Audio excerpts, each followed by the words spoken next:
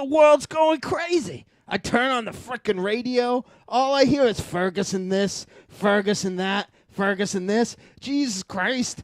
I didn't even know Clarissa liked that guy so much. But all I hear about is Ferguson. Clarissa's friend Ferguson. Jesus Christ. Everything. The Middle East is crazy. There's unrest in the Middle East. Like, I don't know why the Middle East doesn't get some sleep. Oh, my Lord. It's awful over there. I'll be back later. I'm going to talk all about the race riots that are going on in Africa right now, which, you know, it's real. It must be hard to run and riot at the same time. But anyway, welcome to Trick or Treat Radios.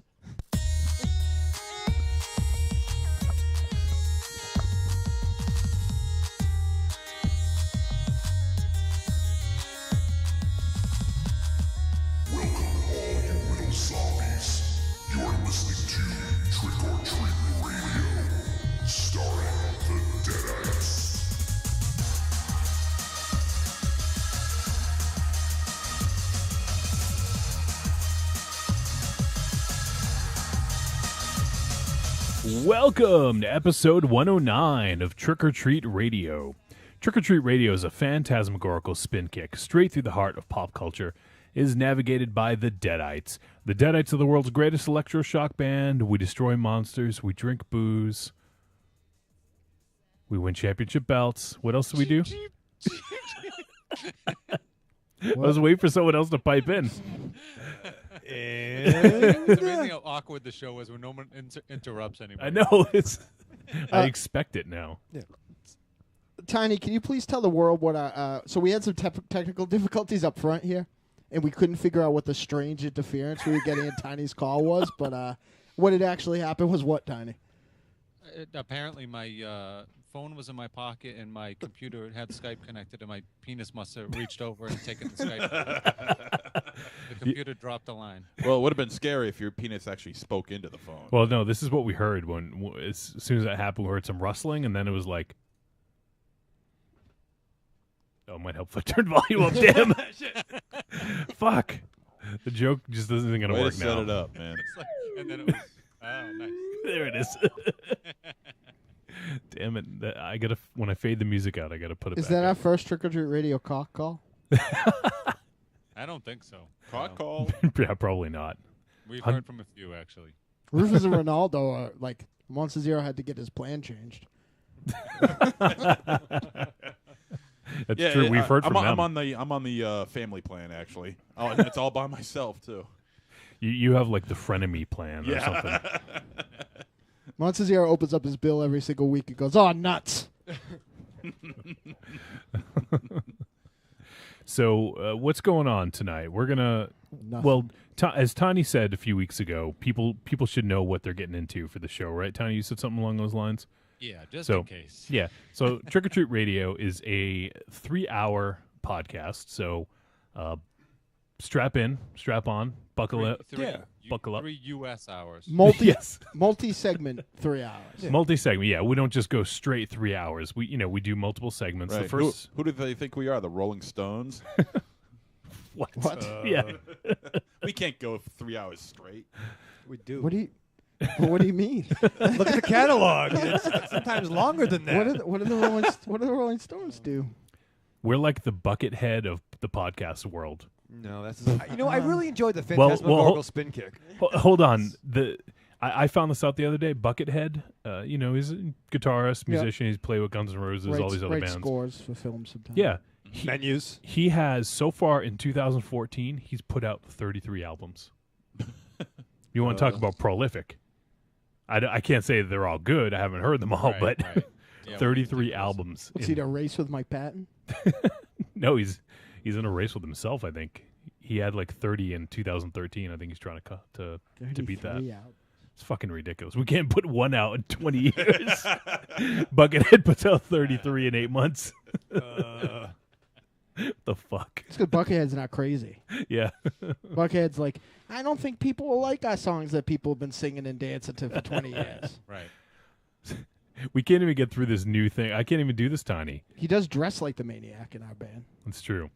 So, 3-hour podcast. We've been likened to the Drive Time show from hell. Is that right, Yeah. Dynamo? Listen, so, I turn on normal drive time radio most of the time. And our good buddy Kevin Barbary, who has a terrestrial radio show right now, is like an oasis of greatness in a desert of shit. So if you don't happen to be in Necronomicon and can't listen to that show, you're fucked. Because talking to El Goro and talking to a lot of those guys out there, that the drive time radio sucks. It's a bunch of guests they don't care about. It's local sports athletes that are completely disingenuous. Like I just love New England and I love everything about it and I love that they help me hide the hooker bodies.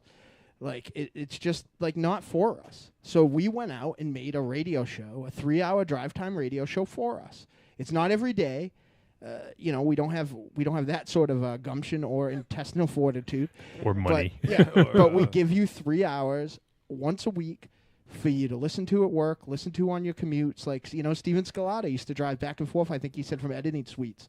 And he would listen to Trick or Treat Radio, like, while he was, doing it. Like, that's what it's for, folks. This isn't like your normal podcast. You pop in and you listen to it at your desk. You can listen to it wherever you want. But what this is for is to take the place of Howard's leaving, Opie and Anthony are Opie-ness less now, I think. One of them are gone.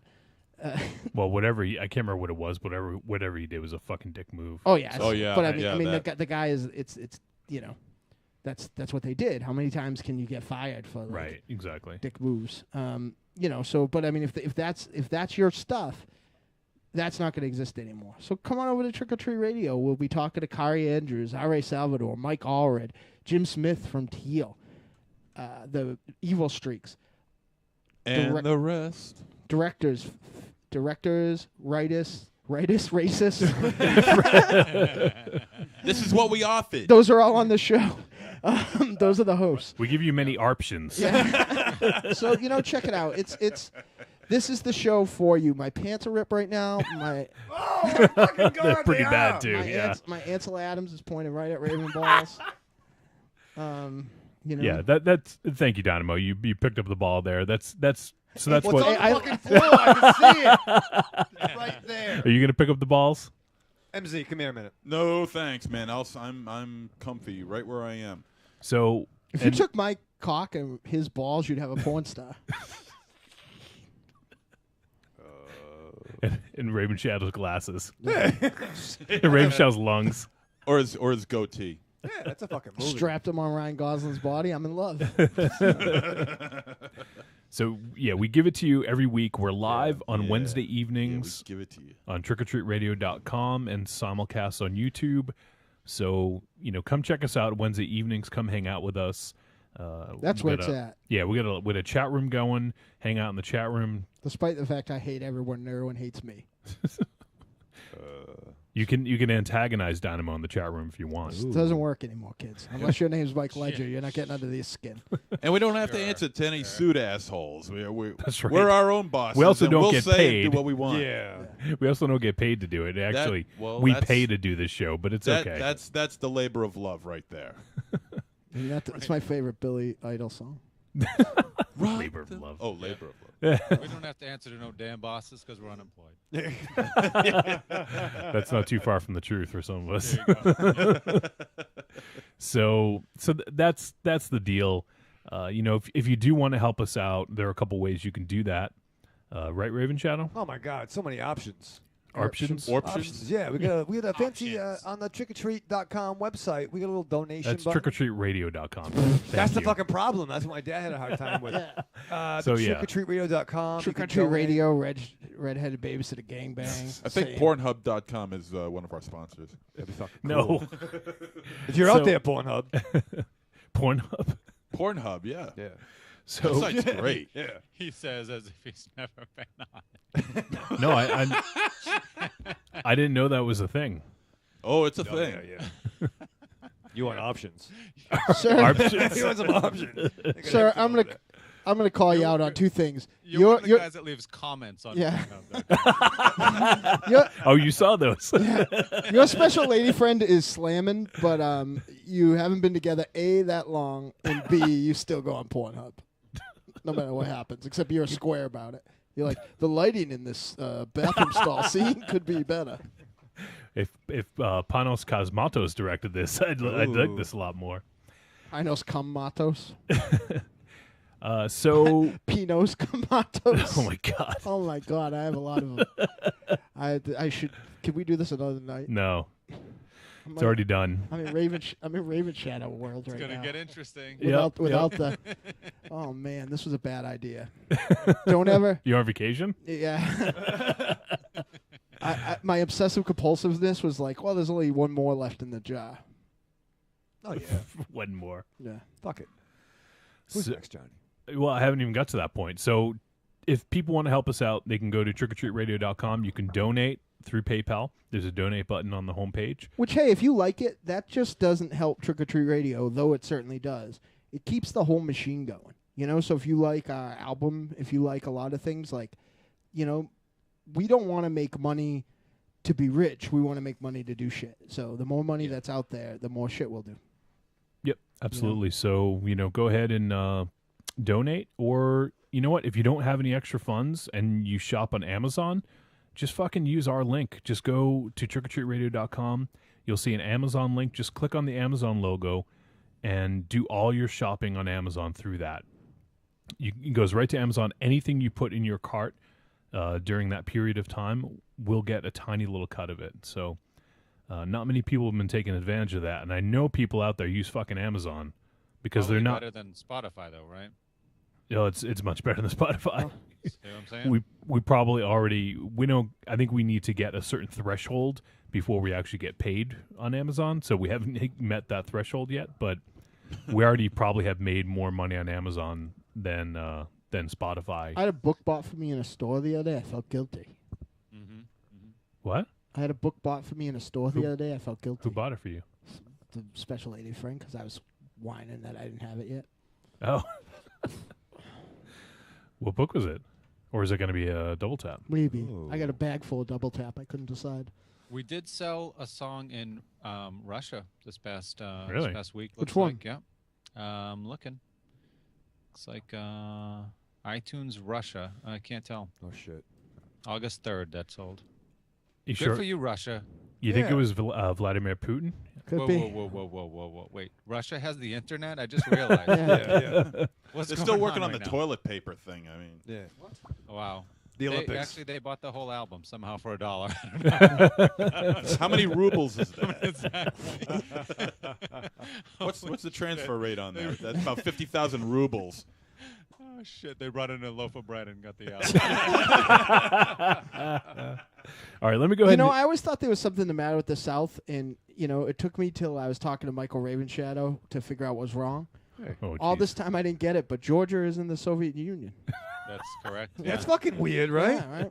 Don't go stupid there. rednecks. I thought it was hot, but apparently it's cold. Yeah.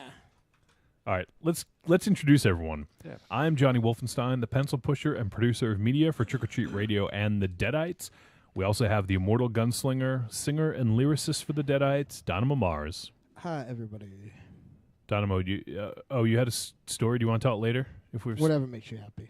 You're the producer. Well, go ahead. Tell the story. It's about a hobo. I know how much you love hobos. I don't even know if that was the best part of the story. Okay. So, I went to a rock show the other day, and I was like, the band that I went to saw was the band that I went to see. Wow. What the saw was. It's gonna be a long night, folks. The band that I went to see was phenomenal, but the sound was really bad. It sounded like they were playing through like their gear on stage and not. I didn't think it was that bad. And I've been to a lot of shows at this place. It wasn't where I sit in. In fact, I stood almost in the same place for Matt Nathanson about a year ago, and it sounded, the volume was good. And then the headlining act, I just don't think they were playing very well. But I will say this of Motley Crue in 2014. Tommy Lee is a fucking monster. Yeah, And he like is. every like Still got it. Huh? every I've yeah seen the video. no, that's not even what I mean. every band, every rock or metal band, I can think of very few instances where this doesn't like apply. Maybe some prog rock bands, but like even bands that have famous drummers, like sounds like Metallica, could Rhymes with Metallica. yeah, could do good for having Tommy Lee in it. Like he was just a machine and he sounded great, but I don't know. I was not very impressed with the way Motley Crue sounded. But that said, we all have bad nights. We all, poor my cousin is dying, so I can't blame him too much for that. I was gonna say, okay, Yeah. That's who you meant, Mick Yeah. Mars. Yeah, he is. So- he looks like a skeleton. Yeah, he He looks like a mummy. He looks like a actually. Daniel Brenton drawing. I think that's because Vince Neil took away all his body fat. No, he's been sick for Vince a while though. Vince actually looked pretty good. I thought. Yeah, I Did he? thought so too. He didn't sound. He didn't very sound good, great, I but thought, he looked okay. He was really having trouble. But hey, Glass Houses. I just if they were playing not so well, and I felt like the sound was okay, I would have been okay. But I left. So going through the parking lot of the artist formerly known as Great Woods, which is our big New England outdoor auditorium. We probably left about. They were playing "Smoking in the Boys' Room" when we left, so we left 5 or 6 Really? songs in. Yeah, and Jesus. they parked far away it was like fucking Mad Max in the parking lot. There was a lady like punching some dude in his car. It was Nice. out fucking outrageous. So Was that part of the show? no, That's a show. we couldn't find our vehicle because everyone here with a special lady friend knows this trick. Even though you ask if they are going to remember where you parked and you have to, they don't, and you're responsible. So you should just remember anyway. You want to know a secret? What? You all have iPhones. You can bookmark your location on the Google Maps app. That's very nice. Come on. Yeah. But I did it just in case, but I was parked close Yeah. to like where everyone was walking, so it was easy for me to find it again. But So, my special lady friend got away from me. This part of the story is actually kind of a little scary because I'm not positive what was going on. So, I had the keys in my pocket, so I was every couple of minutes was just hitting the engage button so that the headlights would swell, so I'd see it. So as I came around the corner, I saw our car, and in the headlights, kind of walking up behind my special lady friend, was like this dude literally shuffling like a zombie. So, I was like, well, I'm going to get something out of this. I'm going to be able to fight a zombie. So I went and, scared him. And he was like, oh, I lost my friends. I don't know where I am. And this guy probably wasn't dressed like, not to, I don't know. Maybe you would look, maybe that you did look like you just crawled out from under a train and were at the Motley Crue and Alice Cooper show, but I doubt it. And he was, it's like, I found out from other people that a lot of hobos, if you will, search for like trash and cans in that parking lot, like come out of the woods, like there's a whole like community. And so he's like, oh, please let me call my friends. My phone only works with Wi-Fi. And he holds up this thing that looked, I think it was like a tiny, remember those things I used to have that you could keep your phone numbers in them? They're like an electronic Rolodex, like. I believe it or not, I do remember. Yeah, like on No Planet, this was a phone. So my phone was really just about dead. I turned it on to show him, and he knocked it. It didn't fall like on my hand, like, but he like hit me hard enough that it broke the case of my phone, and like it hurt my hand. And like, I wasn't mad. Like, if you're like a 9-to-5er, it's probably hard for you to understand how important somebody in my business's phone is, in either one of my businesses, in my day job or whatever else. And like, all I could think of was that as soon as it hit it, while I'm under warranty, they don't fix physical damage, right? And the irony was I had set up an appointment for this week anyway because my phone was freezing up. So he broke my phone, and I wasn't mad that he was probably going to sexually assault my special lady friend. I wasn't mad that he hit me. I almost got in a fist fight with a hobo because he broke my phone. Like, I was berserker rage angry. And, like, he was like, I just wanted to use it. And I was like, your special lady friend's like, use your phone. Yeah, my special lady friend's like, get in the car. Who the and fuck I'm like, is he gonna call? right, I don't know. Call the fucking rest of the Nightbreed out of the forest, I guess. Like, Where's Boone? Horrifying. So I have my appointment today, and I'm thinking, like, not only do I have to tell Apple that I made an appointment because my phone kept freezing and it wasn't keeping a charge, and now my screen is broken, and they're not going to fucking believe me on any planet. I have to tell them that my phone is broken because I got attacked by a hobo. Wait, a homo A or hobo. Okay, just Yeah. Whoa. Are you sure? Yeah. I mean, I don't know what his intentions were, but he wanted to call it. So, What did he want to use so it this for? That's the dude, question. the worst thing about like 2014 is all the people that have the kind of cool jobs, like the people that work at the cool coffee shops or even the Apple store, like are the same entitled pricks that we were, back working at like Newbury Whoa, Comics whoa, and whoa, stuff like whoa, that. Hey, whoa. Right? And they, it's like, so I tell him, and then he goes and gets somebody else, and I have to tell him again. So I've told the entire Apple store and everyone that's in there about the hobo accosting now. And we go through, then this is the best part. This is the worst part. Not getting hit by a hobo, not having my phone broken, not having a sore wrist from still getting hit by a hobo. Now, my Apple password, I won't give you the whole thing, but it's named after my cat that I loved very dearly that passed away a couple years ago. Mhm. So they're like, Oh, all I right. remember that one. It was what was it? you can't make fun of that, I'm gonna say Tiny. your password. No. I'm not You gonna say can't. your password. No, so they no. Well, I will because that's the joke, but there's more to it than this. So they're like, tell me your password. So there's all these people gathered around, right? Because of the hobo story. So they're like, tell me your password. So I'm like, all right, LIL little girl. It's my cat's name is Little Girl. Oh, which is why you almost got arrested. Okay, I gotcha. Like my cat's name is Little Girl. It's tiny shoes. I wish I had a little girl's by Oingo Boingo queued up. So eventually, the kid comes over. This same, snide, tattooed up hipster kid is like, listen.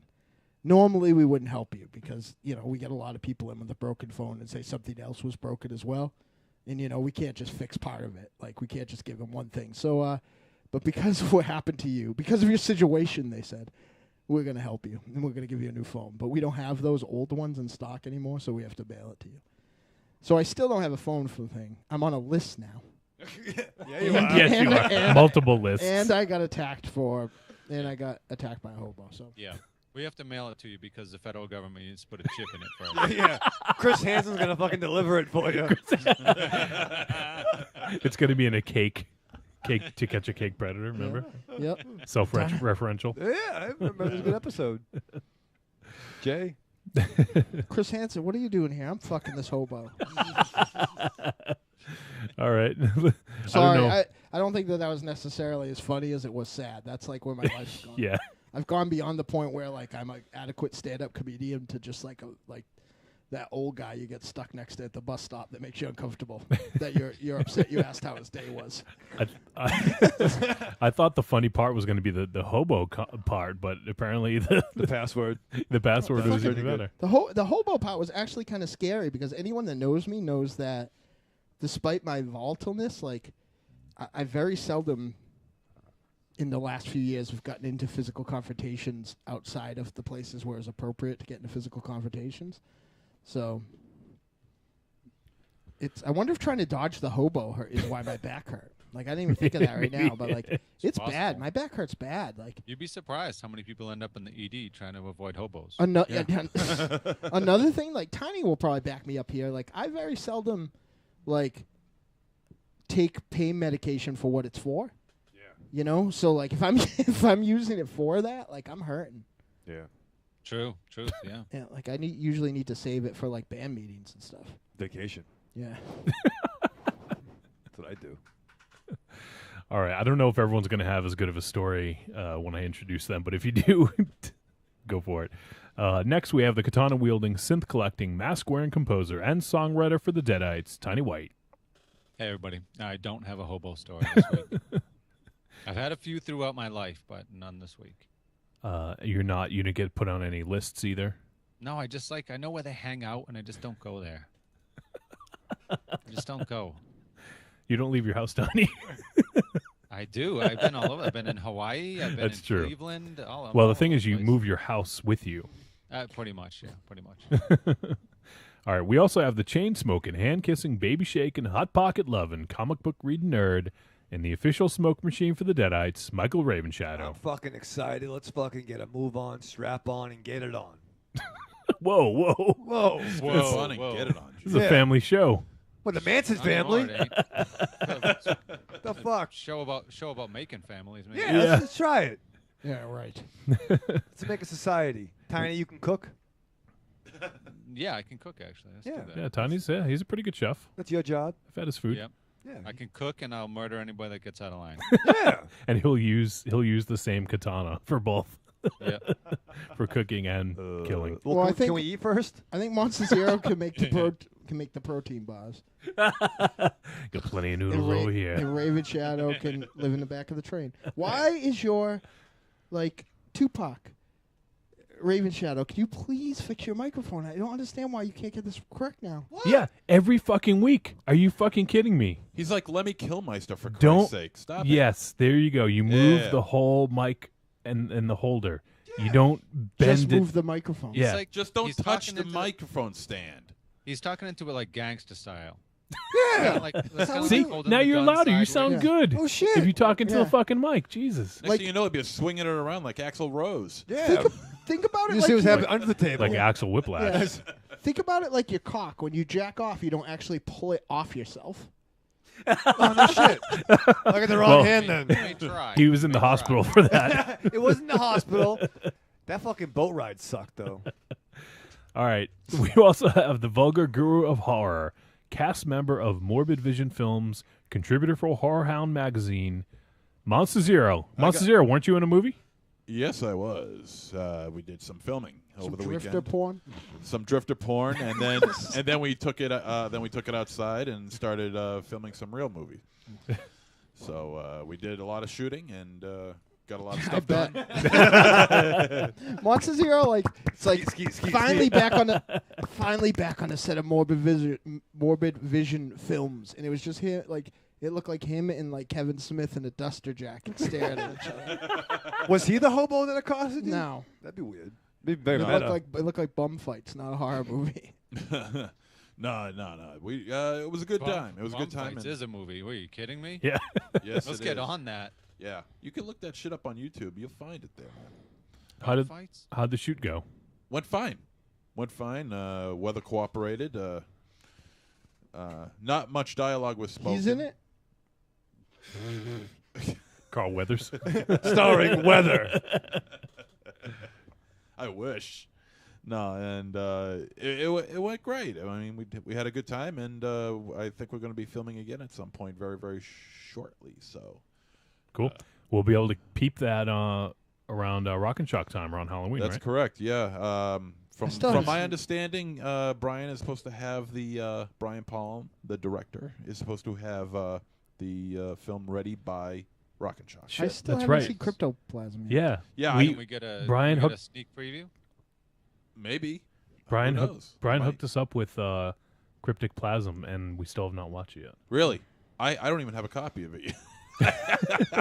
Well, I do. Well, shit, man, let me borrow it. Isn't this an anthology movie? The This Morbid is Tales. Morbid Tales is a wraparound story, so yeah, it's sort of an anthology. So there's no story. movie in the middle. It's just the It's Yeah, just a wraparound. yeah, it's just a wraparound. That's it. yeah.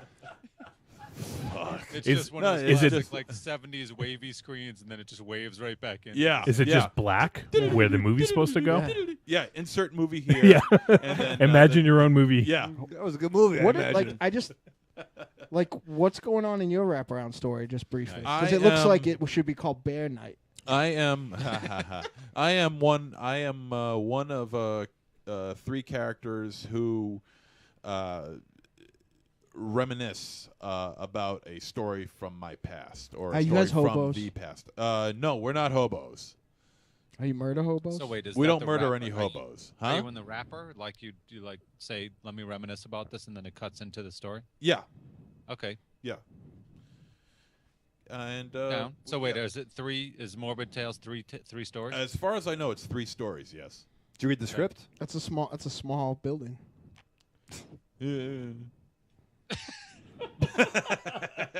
Who's next, Johnny?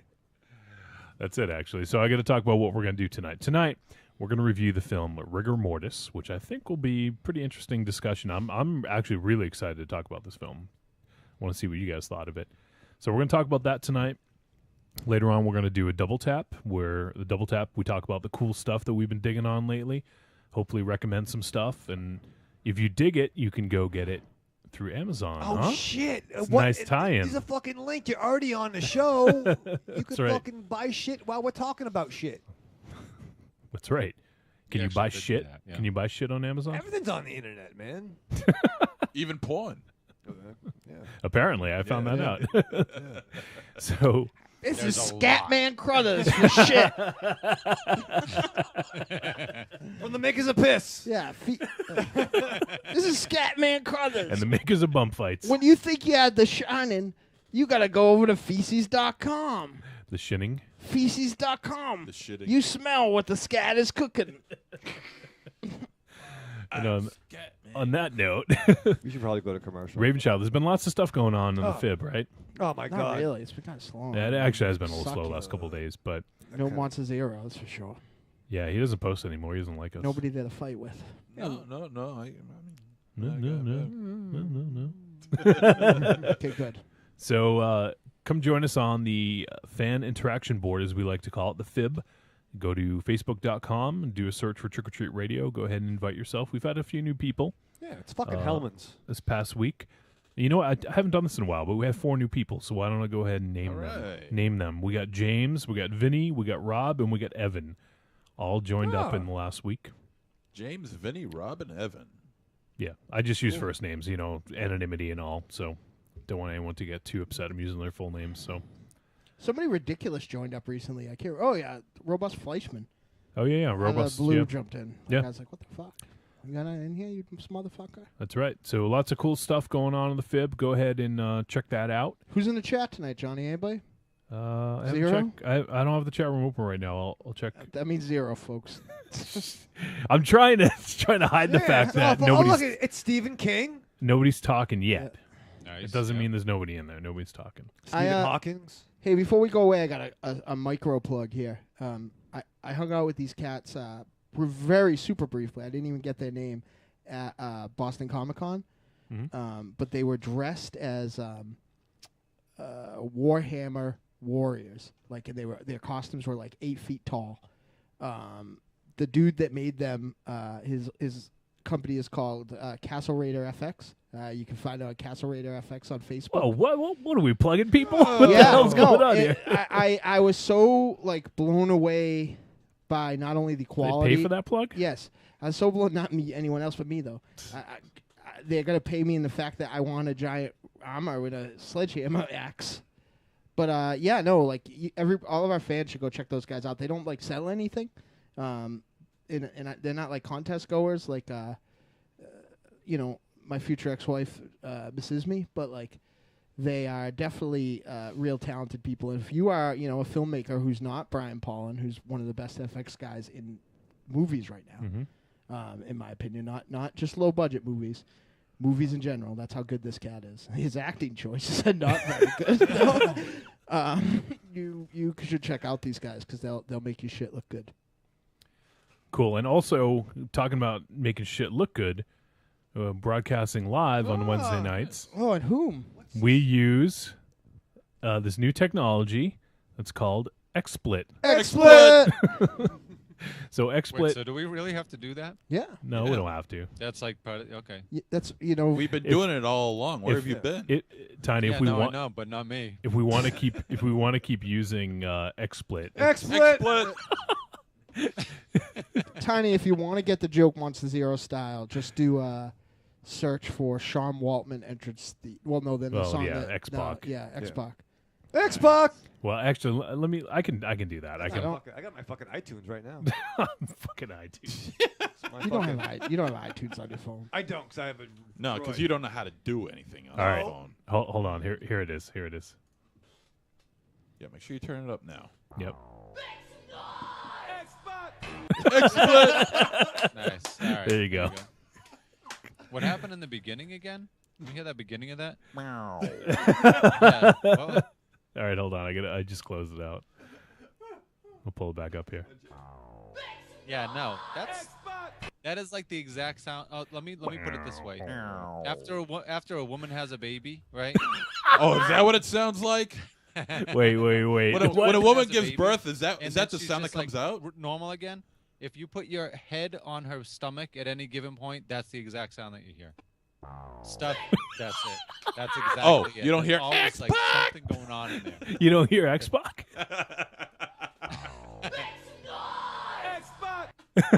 No, that whole thing is what you hear. X-Pac. That is such a fucking terrible. I need that sound effect now. I need to.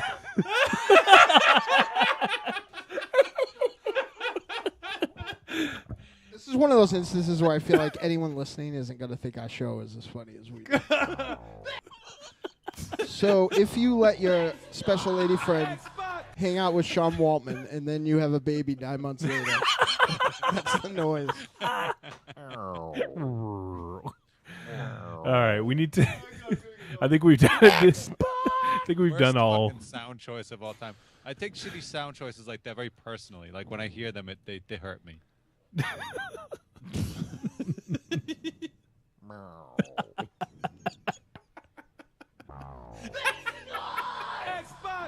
All right. we need to go to. I just want you to know I've already started the intro for tomorrow, and it's like, well, folks, it's been a while since we've had a bad one. All You right. should come out to Ass Split. By the way, I have to say, I listened to last week's episode today. Like it was the first time since we actually recorded it. That episode's way too fucking smart for us. Yeah. What the fuck happened? But we're fixing that this week. Yes. Yeah.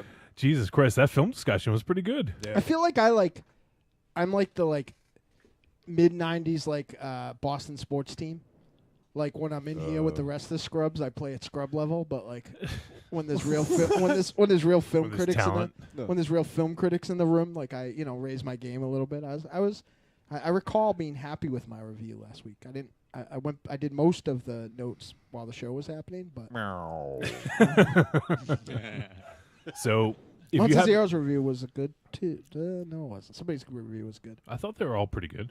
So if you haven't checked out episode 108 last week, it was a good one. We had Jay and Josh joining us. We talked about Blue Ruin. We talked about 35mm film.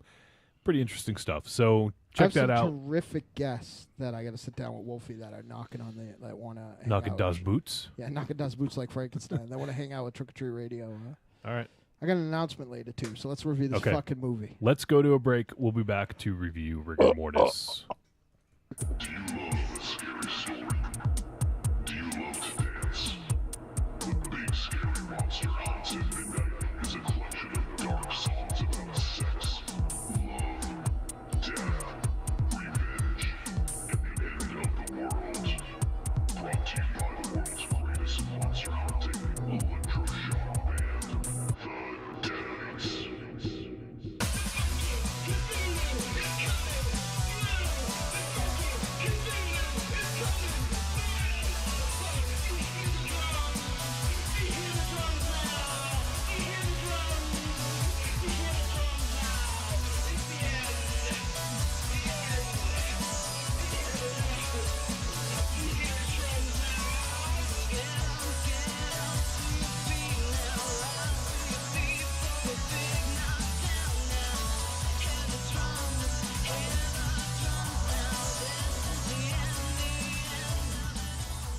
Available on iTunes, Google Music, Amazon, CD Baby, and all other digital distribution sites.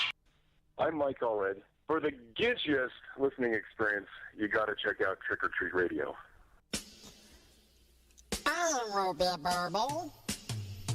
What's up, y'all? It's me, the Yeti. Telling all the ladies that they couldn't be more fine and that we should knock Dawes boots like Frankenstein. When I want to get my nerd on, I go to Facebook and I go to the Trick or Treat Radio Facebook group. That's the place where I get to talk about all the hip new horror movies, all the cool comics. What comics? RPGs, video games, you name it, we're talking about shit on there. And you could not be any cooler If you were the coolest kid in school, be the first kid on your block to swing that cock over at the Trick or Treat Radio Facebook group. Just go to Facebook, search for Trick or Treat Radio, ask to join, and it's like Nerd Nirvana, baby, without the shotgun blast. This is the Yeti, signing out. See you at the Trick or Treat Radio Facebook group. Follow us on Twitter at The Deadites, TheDeadites.com, and TrickOrTreatRadio.com.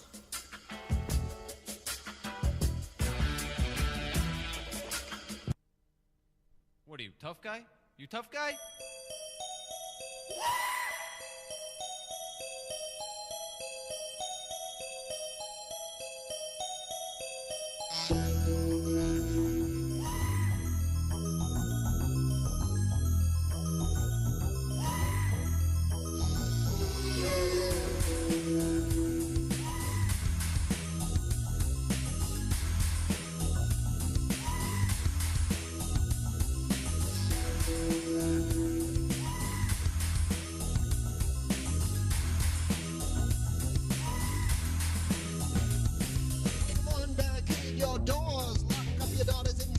Interesting story about this song that I was thinking about the other day that I wanted to bring up to you guys.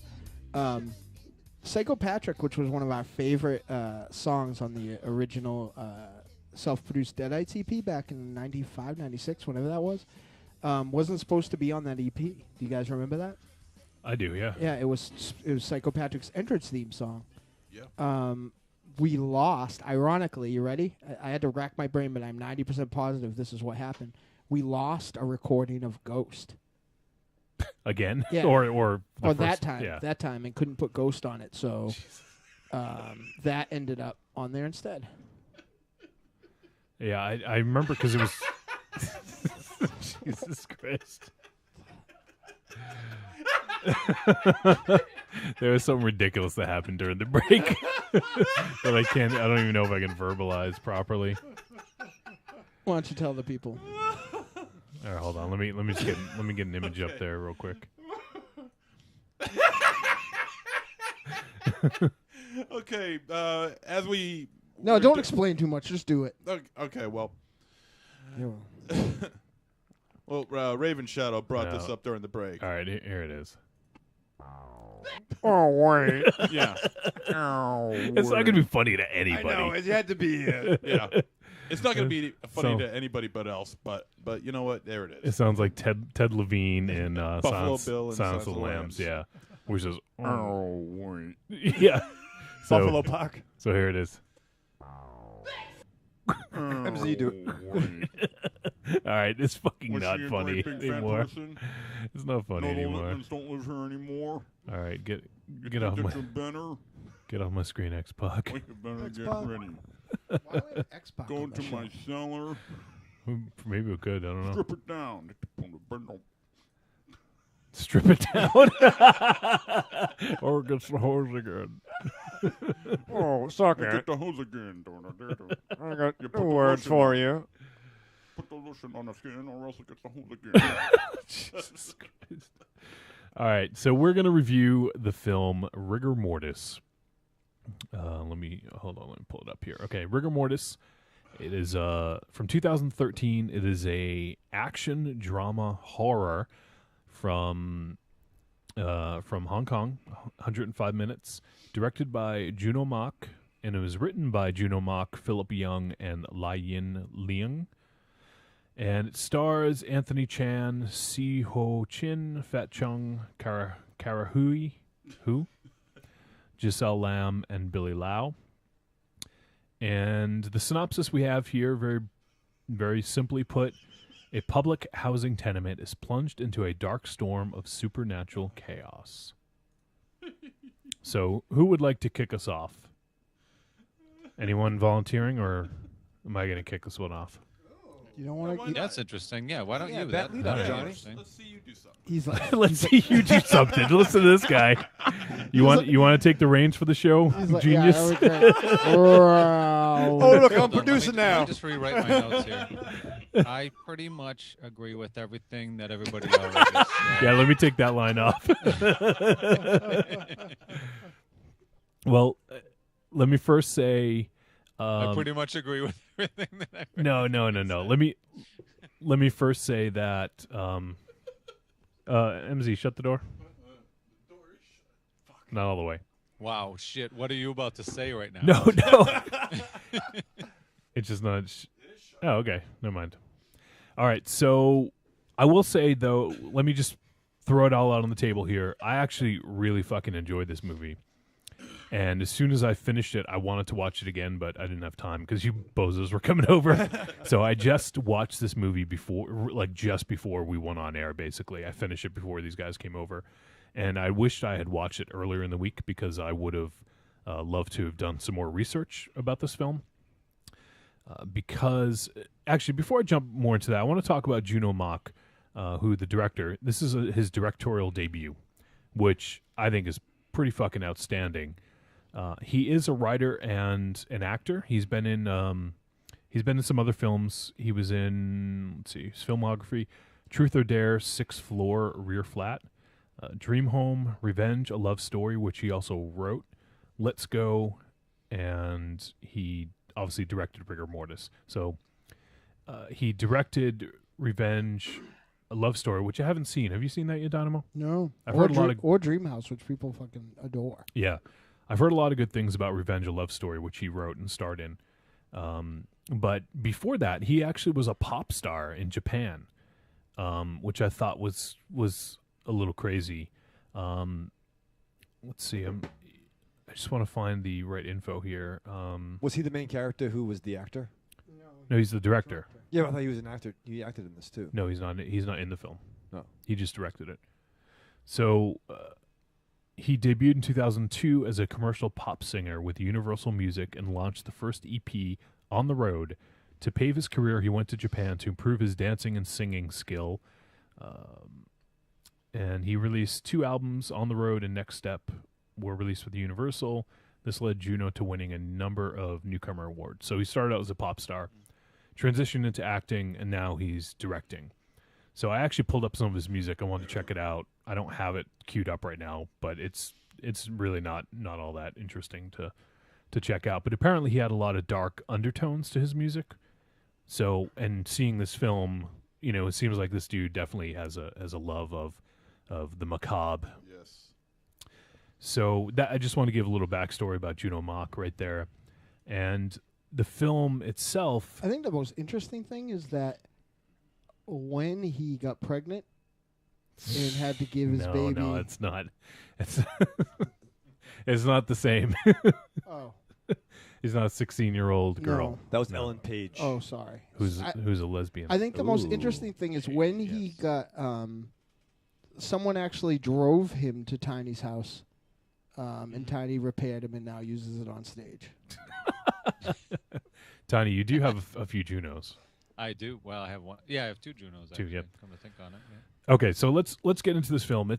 There's a lot going on to this film, and it's going to be really difficult without spoilers. Yeah. So just give high level stuff, but this movie looked fucking incredible. Yeah. Agreed. I don't know if anyone can disagree with that. It just looked incredible. Whether you like some of the artistic choices or not, that's for debate, I guess. But it looked incredible. And the thing I loved is it was very refreshing, I think, to see a film start immediately without 10 different logos at the beginning. Like, especially with a lot of Asian films that we've seen lately. Yeah. There's you see 10 logos before before you even see the first frame. Like for instance, Journey to the West, I think had 5 or 6 company logos before the beginning. So I just thought that was really cool, and it's something you don't see very often. Right off the bat, I was just sucked in by the film because of how beautiful it was. I loved the muted colors, and as you get through the film, you'll see that it's very effective when it's juxtaposed with some of the other stuff that goes on in the film. So I thought that was really cool. There's a scene at the beginning. This isn't spoiling anything. There's a hanging scene at the beginning that was fucking awesome. Yes. The stuff that happened after, I can't even really describe it, but it was just it was kind of jarring, and like especially when you've seen these muted colors for a good 5-10 minutes, and then all of a sudden you see this colorful sort of array of images that I thought was really shocking and very cool.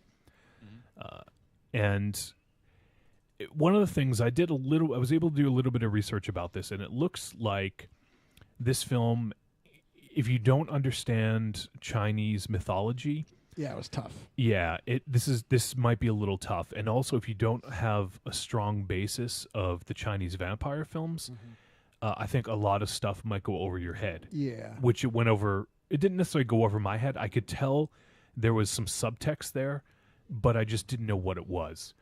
But in researching it a little bit, I was able to find a little bit more. So the guy, the star of the film, let me just get his name, Siu-Ho. He actually plays himself in this film. Okay. And he starred in a film called Mr. Vampire. Yeah, in 1985. And I think there was a sequel, or was there 2 sequels? I think there was at least 1 sequel.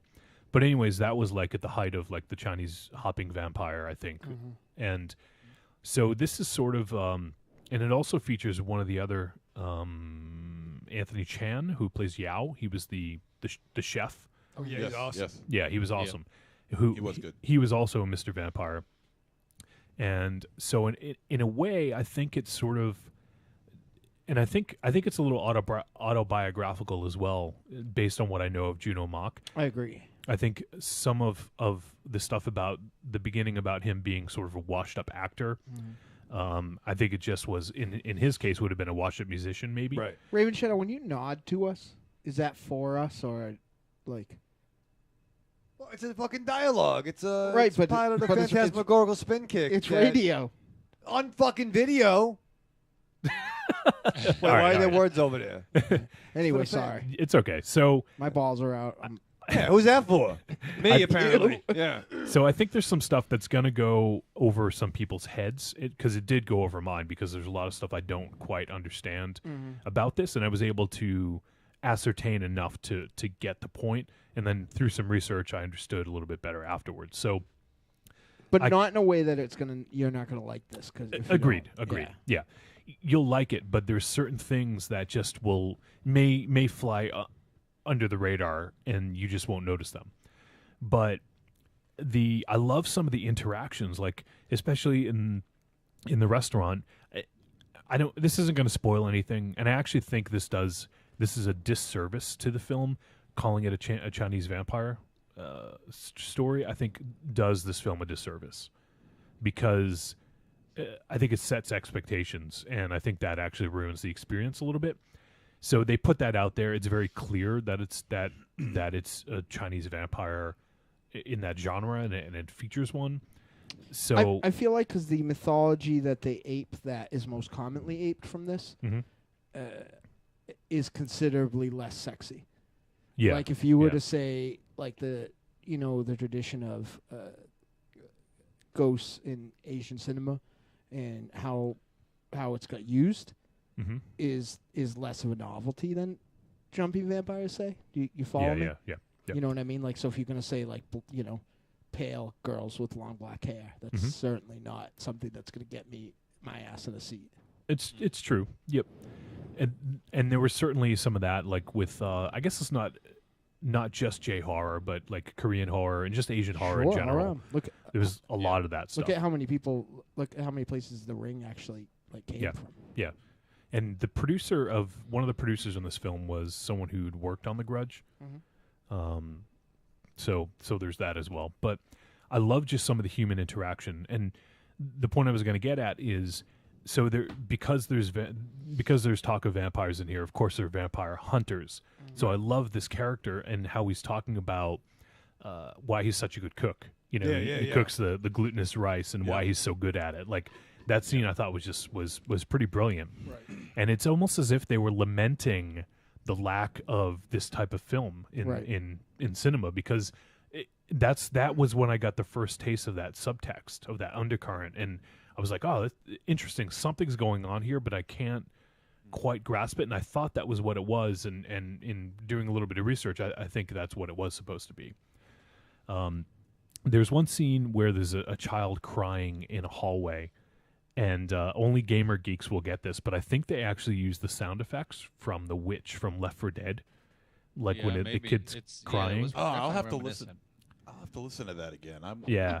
You might be right. If you've played Left 4 Dead, you know that because it's the witch, and the witch is the worst fucking one. Yeah. And you just get like, I got tense because I was like, whoa, there's a witch. So right. That's funny. That's yeah, a funny call. I'm pretty sure they use the same exact sound. Good call. And the movie was very slow moving. I think, but there was enough to compel me forward. And during the film, I had a feeling that this was going to pay off in a big way. Like, that's what I just kept thinking. Everything had a purpose in this film. Every scene, every little detail just seemed like it had a purpose. And I better keep looking and keep my eyes open for something, because I have a feeling it's going to have an effect later on in the film. And to a degree, I think that was the case. The camera work was outstanding. And I feel like it built tension incredibly well. Like, some of the scenes, it's hard to describe. When you have a certain angle set up for a shot, like, you can actually get tension based on how you're filming it. And there was a couple scenes that I was like, holy shit. Like, even if there was no sound or anything, I can feel the tension just by the way the camera was shooting. And I don't really notice that from many films. I was really shocked at how, like, that stood out to me. Did anyone else? Do you guys get that at all? I sensed that during the one scene in particular. I felt that I don't know how strongly it affected any of you guys, but it caught me right away. Is the scene where the old woman? The one who fixed the seamstress, and there's like a circular looping camera work following her around. This I know exactly the scene. Yeah, against her husband. Exactly. Yep. And I just felt, with that was really well done. With the tension that was building in that scene, between her juggling of emotions, all in one monologue, it was just amazing. And then that pullback scene was, it's just like you said, it's the tension of the scene. Yeah. And it paid off. I loved how it paid off. It was really, really great. Yeah, fantastic attention to detail. I was wondering if there's any relevance to the number of the apartment building, 2442. Yeah. Like, they kept mentioning it, obviously, maybe just because it's memorable, because it's a palindrome, 2442. Like, but I was wondering if there was any relevance to that number. I didn't find it. I did a little bit of research, but didn't find anything, so I don't know if there is. I also thought there was a fucking shitload of smoking in the film. I noticed that. I fucking noticed that. Yeah, we knew you couldn't miss that. Yeah.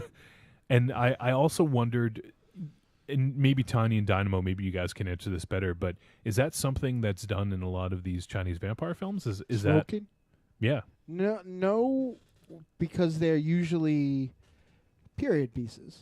Yeah. Right. Okay. So they're usually about, like, for instance, the character that I'm not the best films, but the character that I've forever watched the most is Gordon Liu. Was starred in starred in Shaolin versus Evil Dead. Yep. And they're all kind of about mostly about monks or priests making arcane back alley deals. Like plot wise, it was similar, but all the trappings were very, very. With the exception of certain things, I don't want to say all of, but the accessories were very modern, which I thought was cool. But they still used, and this is what I think this is where, like, what Professor J had said about it that kind of skewed my expectations originally that I didn't understand. They were doing all the stuff that happens in these movies, but it's important to remember that as a rule, these movies are very silly. My favorite of all time, and one of my favorite kung fu films of all time, is a film called Kung Fu Zombie. Yes, and great flick. That starts with a great hopping vampire scene, and it's usually these, like, cowering little. It's either, like, very heroic, stoic monks who are using, writing on these little pieces of wax parchment to put these enchantments on these vampires to control spells, them. Yeah, always spells. Yeah. Yeah, and usually, a lot of them, like in Kung Fu Zombie, for instance, and some of this goes on in Shaolin versus Evil Dead. There are these kind of scruffy, scrub like necromancers that are making back alley deals. Mm-hmm. Using this, so there's almost always,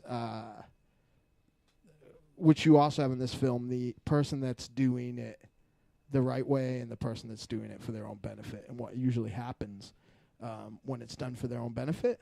But these films are always very silly.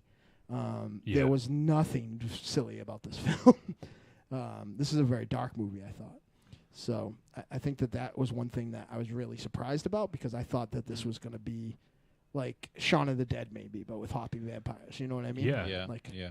So that was one thing I thought was cool, because I've never seen that before, and I've also never seen. If I can interrupt you real quick, the thing that it had me most excited about, I have never seen the payoff of, and I looked up the name. You guys are gonna have to excuse me, because yesterday I was much more prepared for this than I am today, but I'm not myself right now.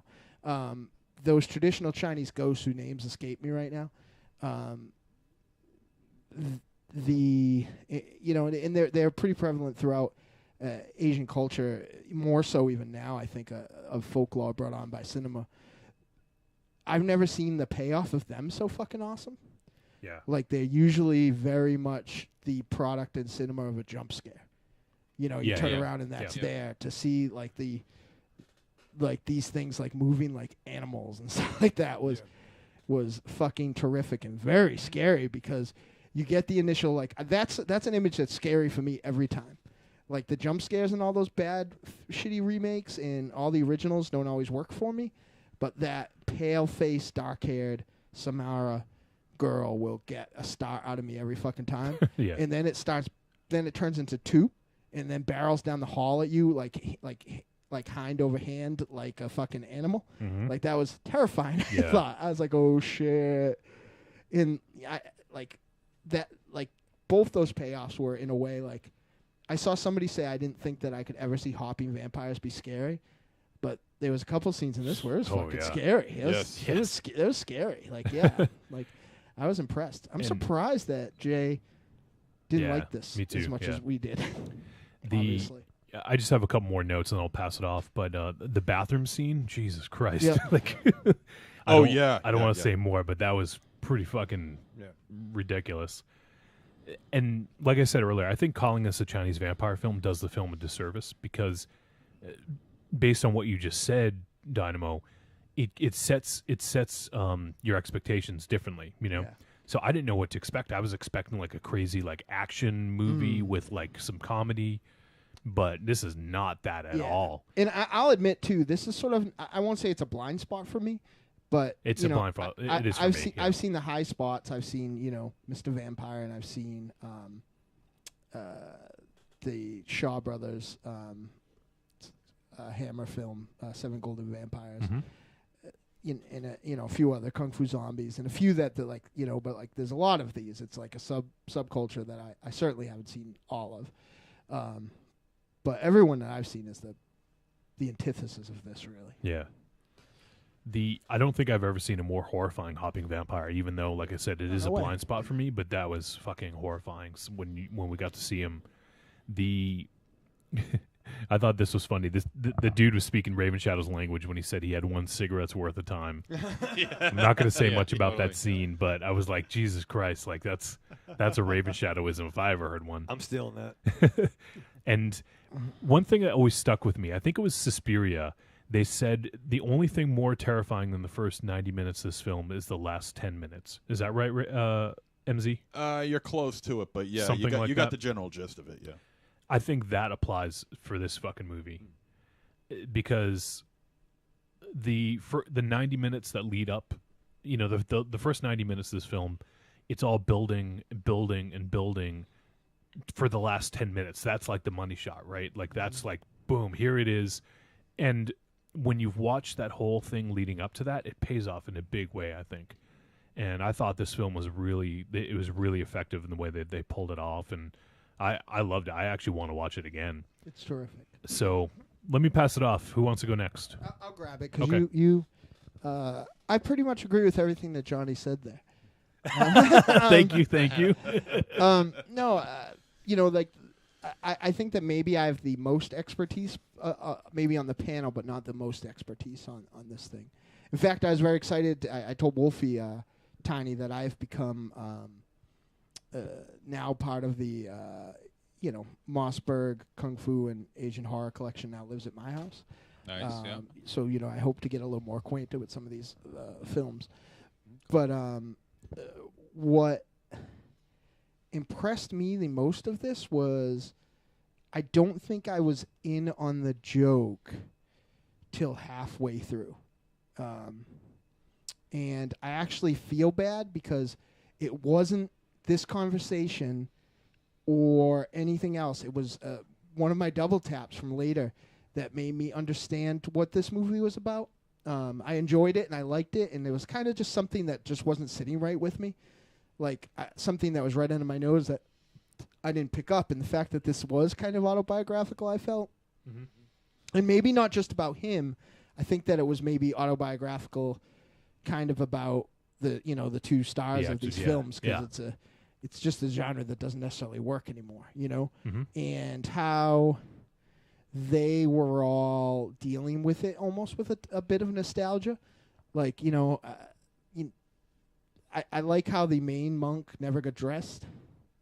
Yep. He's always walking around his bathrobe and his boxes. Yep. I like that because, essentially there's an argument to be made to at least Western audiences like that. The monks were essentially walking around in their pajamas, right? Yeah. So I thought that was cool, and I felt like they made all these things that are kind of cool and hokey about these films, like the ways that the necromancers move their hands and stuff and do enchantments. Mm-hmm. Like they made all that so cool here, and it's something that's cool in these other films, in the source material, I guess we'll say, but not sinister. Like, but seeing it, like, even if I didn't know what was going on, it was like, geez, like shit's about to happen because of the way this guy's contorting his hands and the way he's making his movements. Yeah. The best way I would describe this movie is there's two ways to do a good cover song. There's the way to do like how we did It's No Good, basically, which is pretty faithful adaptation of that song, adaptation. Mm-hmm. And then there's the way to do it where this is a very slippery slope to cross, because I see a lot of bad cover songs in film trailers lately where you take what the song is about but strip it to its core and put it in like somewhere where it doesn't belong. Mm-hmm. And you make the best example of this is how good of a pop song Mad World is by Tears for Fears, and the cover that's in that shitty movie Donnie Darko is brilliant because it stripped away all the glamorousness of this supposed like pain and stuff like that and made the pain like palatable. In all these vampire films, you're told that these are black, evil, awful things, but they're presented as very campy things. This is that same folklore with all the sexy stripped away, almost in the powerful way and the funny stripped away. Right. The goofy whatever. Right. Almost in the way that like Near Dark is the appropriate response to The Lost Boys, and maybe 30 Days of Night in a backwards way here is kind of a very good response to Twilight. Like they've took away the kind of like kitschiness that made this sort of evil folklore palatable and like kind of shoved it down your face in its most literal form, and wrapped it in a conversation about that was very unfortunately poignant to me about being past your prime and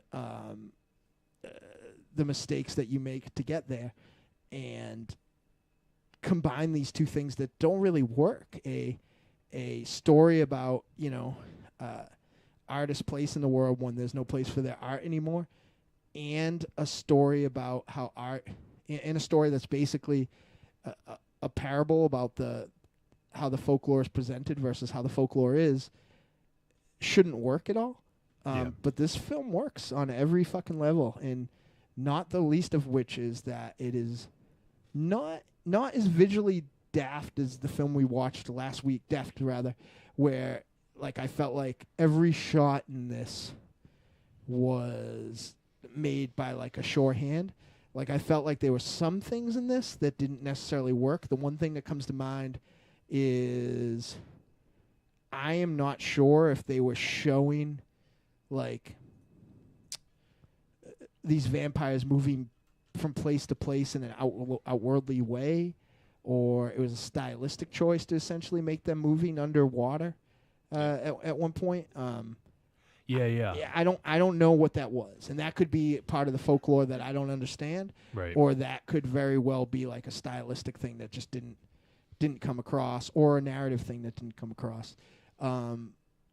But this film is pretty fucking confident, and for a first-time filmmaker, there are a lot of moving parts and a lot going on, and it was very sure in its own universe. Like it still kept what it liked from those films, like the fact that people can follow multiple stories and hit a bunch of stuff, and right, or somebody can get punched. A normal person can get punched so hard that they fly under this building into the subway, and are still kind of in the fight for a minute. But like I can't say enough good things about this movie, and you know, hopefully we've given you not enough that you know too much, but enough that your expectations are right going in for what a beautifully tight narrative this is, and what a smart movie this is. Before anyone else goes, I just want to bring up a point. I was reading an article about it was an interview with Juno Mak earlier. So I just wanted to read this one paragraph, and he's talking about like the actors and stuff that he picked. And he said Pa Hee Ching is an actress whose potential seems to have no bounds. She's the one that played the seamstress. Right. Mm-hmm. Yeah. I looked for someone who's considered a good person by everybody, says Mak, like the semi-retired Chan, who is known for his comical roles in the past. I'm casting him as a depressed mad scientist type who's been left behind by the world. I try to flip around all the images that these actors have been typecast in. And it says... That's interesting. That's Yeah. worth doing, you know?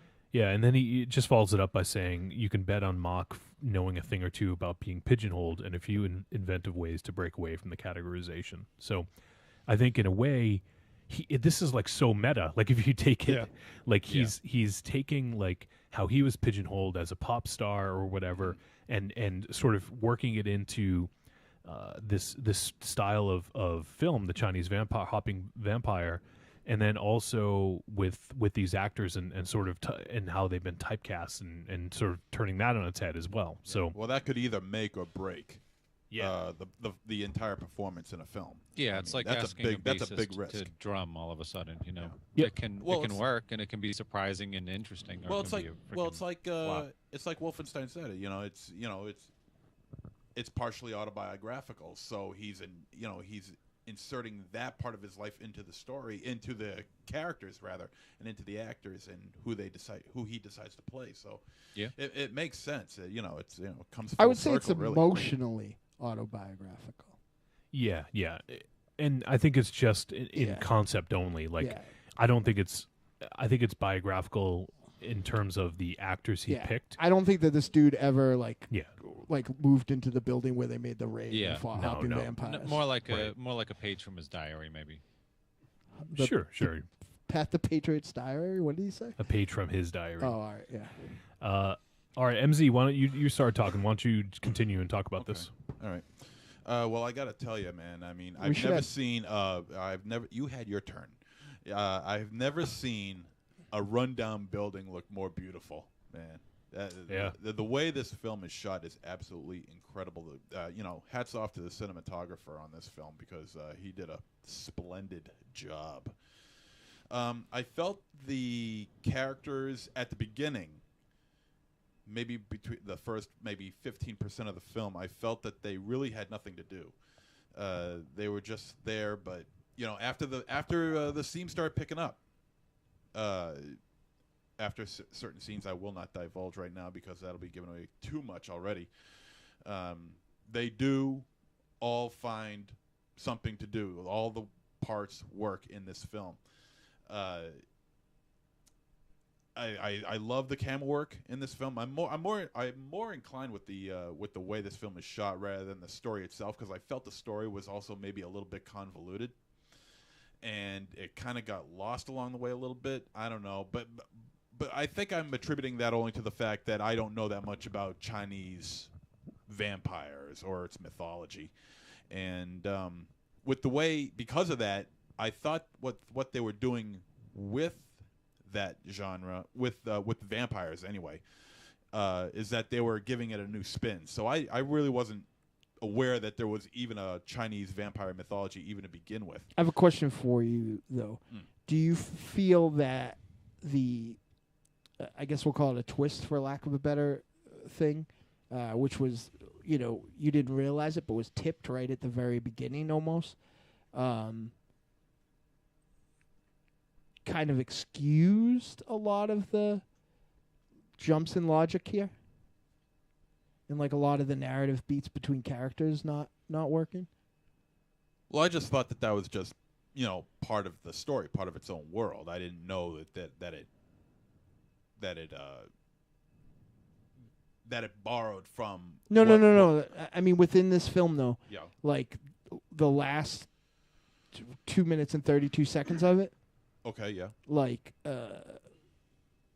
what was revealed, do you feel like that sort of was not necessarily, it wasn't like, this wasn't an instance like Brazil or, a Gilliam film where they made a world and kind of made the rules and stuff like that? Like, yeah, there was a reason that this was kind of like a fever dream in a way? Yeah. Well, yeah. Actually, yeah, I would say so. Sure. I mean, I thought that the last 2 minutes plus ending was better. I found that ending to be a bit more satisfactory than that idea. More compelling, you mean? I think so. Yeah. Yeah. That's I was really happy with that ending. As a short. Yeah. It's honest. I won't. You know what I mean? I won't say what it's very, very similar to in story beat wise. I'll talk to you guys about it off air. Yeah. But it does what that film does 1 million zillion times better. And I will give a minor hint that it's something the that type of cover recently, song right, that I was past, talking about is very prominent in months. that particular film. Okay. Say that again. The type of bad cover song that I was talking about is very prominent in that film. Okay. Oh yeah. Okay. Yeah. This is. I didn't even want to really broach that topic because it's hard to discuss. Yeah. The end threw me for a loop for sure. I need to go back. I don't fucking get it, man. Well, I really I feel I like kind of do, but like, why did it go in that direction all along? Only to whatever. I wouldn't have brought it up at all unless like and not necessarily this wasn't his Dear God No review, but like unless there was a kind of a complaint brought against the at times muddiness of the plot. Yeah. Okay. Well, let's continue, MZ, because I'm curious to see what else you think. Well, like I was saying, I thought I thought the story was a little bit twisted, not in a good way, but certainly not in a bad way either. I was compelled to watch it. It was compelling to watch, but at times it was dull and boring. A lot of narrative going on that just didn't really make a whole lot of sense. Though the characters made it very, very, the characters made it as interesting as they possibly could. Yeah, let me just interject saying that I'm totally on board. It's going to be, I'll ruin the punchline that I didn't love this movie now by kind of coming on board with you for that comment. I just think that there was a lot of space in here that, I don't know, I don't think it suited the movie. I think they needed to either be a drama or a horror, or I don't know, it just for some reason didn't hit us any sweet spot for me. But I'm sorry, go ahead. Yeah, I agree that there was a lot of unnecessarily pensive scenes. Yeah, it kind of got halfway or maybe 65% of the way towards its actual goal of it being a drama, it being a thriller, it being a horror, whatever. Well, I think those introspective scenes were visual representation. The pensiveness of them was visual representation of actual introspectiveness, right? Like I think that it was like almost in the way, almost sometimes it was almost a wink in like staring at like lingering on the meta-ness too long. Yeah. And other times I think it was like just a matter of like, you know, I felt like some of the shots that I think you guys are talking about look like a Crash Test Dummies video almost. Like they were very mundane things happening with like kind of the camera doing all the heavy lifting. Yeah, and that can be really great. Right. That can be super great, you know, but maybe not here. But I felt like what those were representative of were this is tough, were the mind of this world. Yeah. Making the, like, almost like concentrating on making these people move in it. Like, almost like making them move like characters. And, like, almost like when it wasn't thinking of them, the characters kind of faltered a little bit. That's kind of was my take on those scenes. They were very brought up in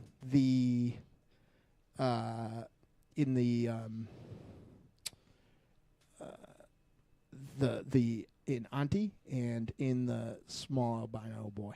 Yes. I feel like those were the things that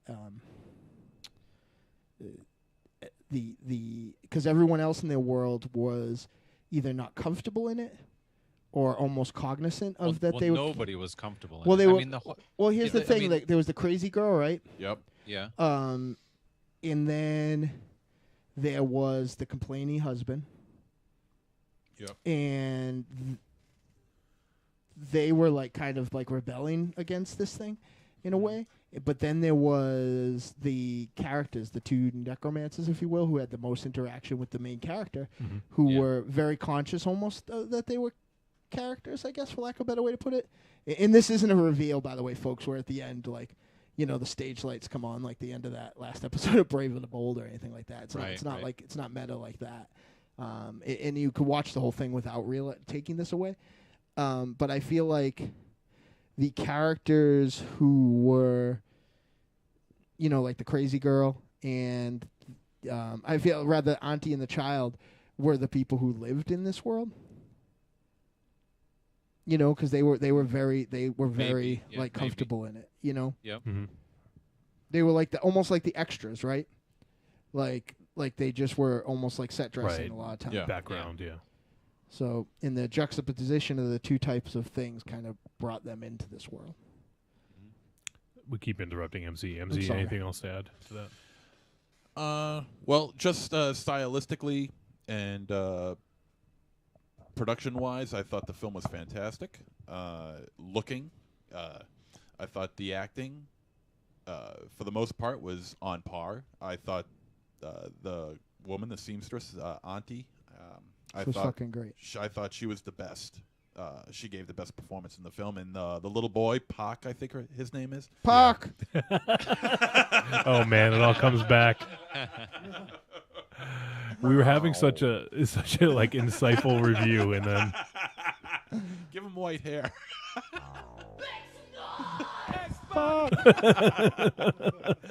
And and definitely that the bathroom scene. Oh yeah, is one that'll wrangle your nerves seriously. I thought the score. I thought the score was on target. I thought it was very good. I thought it was fantastic. One of the best scores I've ever heard. And a worthy watch, although I do feel that the film does lag a bit at times. And that's all I got to say about that.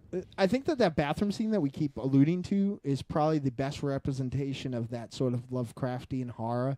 The only other great thing I can think of is the end of Evil Dead 2, where Ash's hair instantly turns gray, but that's a little more silly. Like the fact that like you just, you know, you're a little kid and you see what you see, you just fucking go into hysterics. You don't like, how does your like Like, how do you wrap your mind around that? Like, fucking instantly. You know, like, it's like I felt like that kid, like if they had showed him pee his pants right there, it would have worked. Or shit himself. Like, it just felt like there was no running. There was no anything else. It was just like he had seen something he can't unsee. Yeah, and it was effective in the fact that they hadn't shown, something yet. No.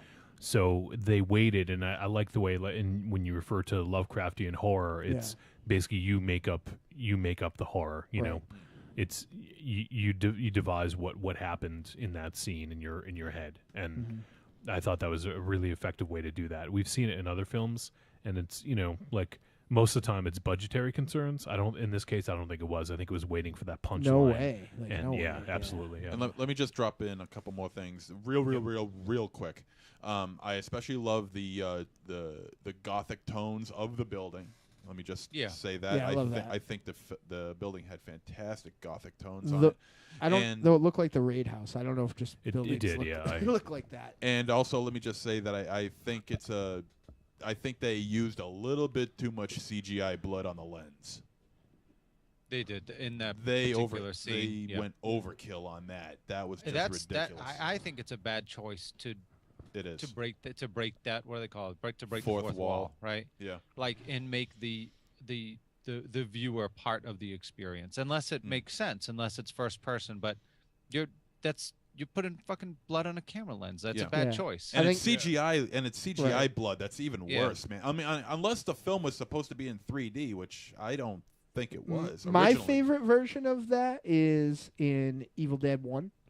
When what's his name is chopping up his sister, or not Ash, but the other guy is with the axe and the blood splashes. Spoiler, yeah, huge spoiler. So, well, one, it's but real. Is it from right? It's a real thing.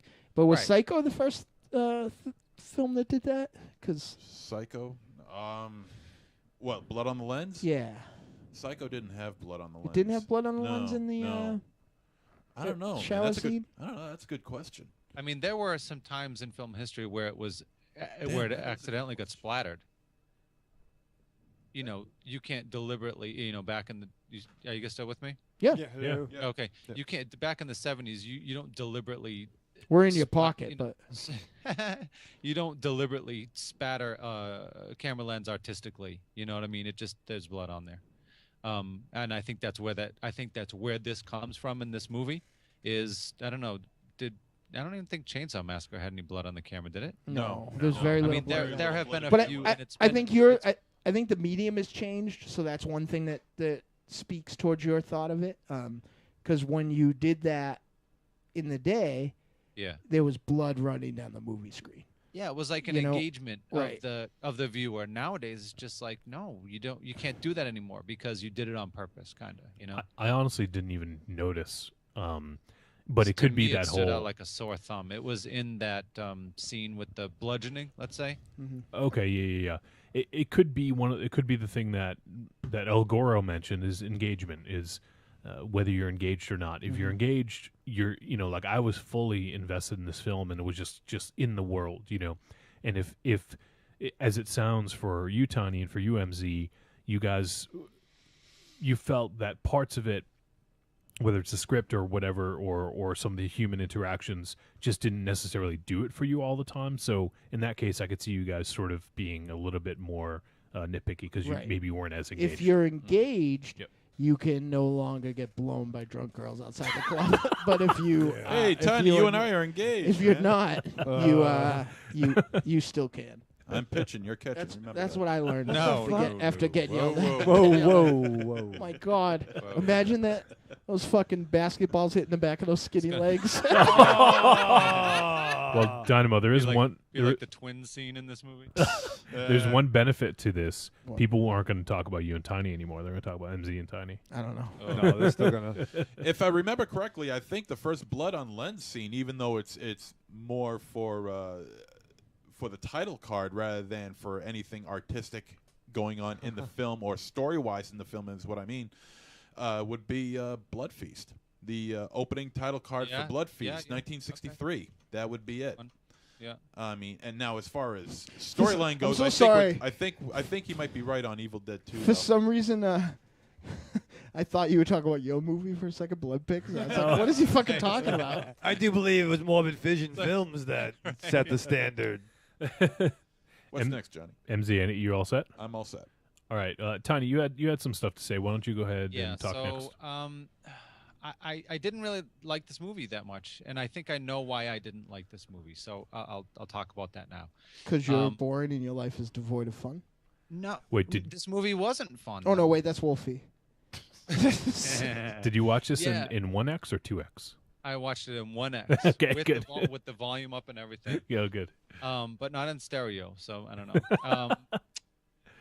Actually, you know, now that I mention it, there was one Foley effect that was really good.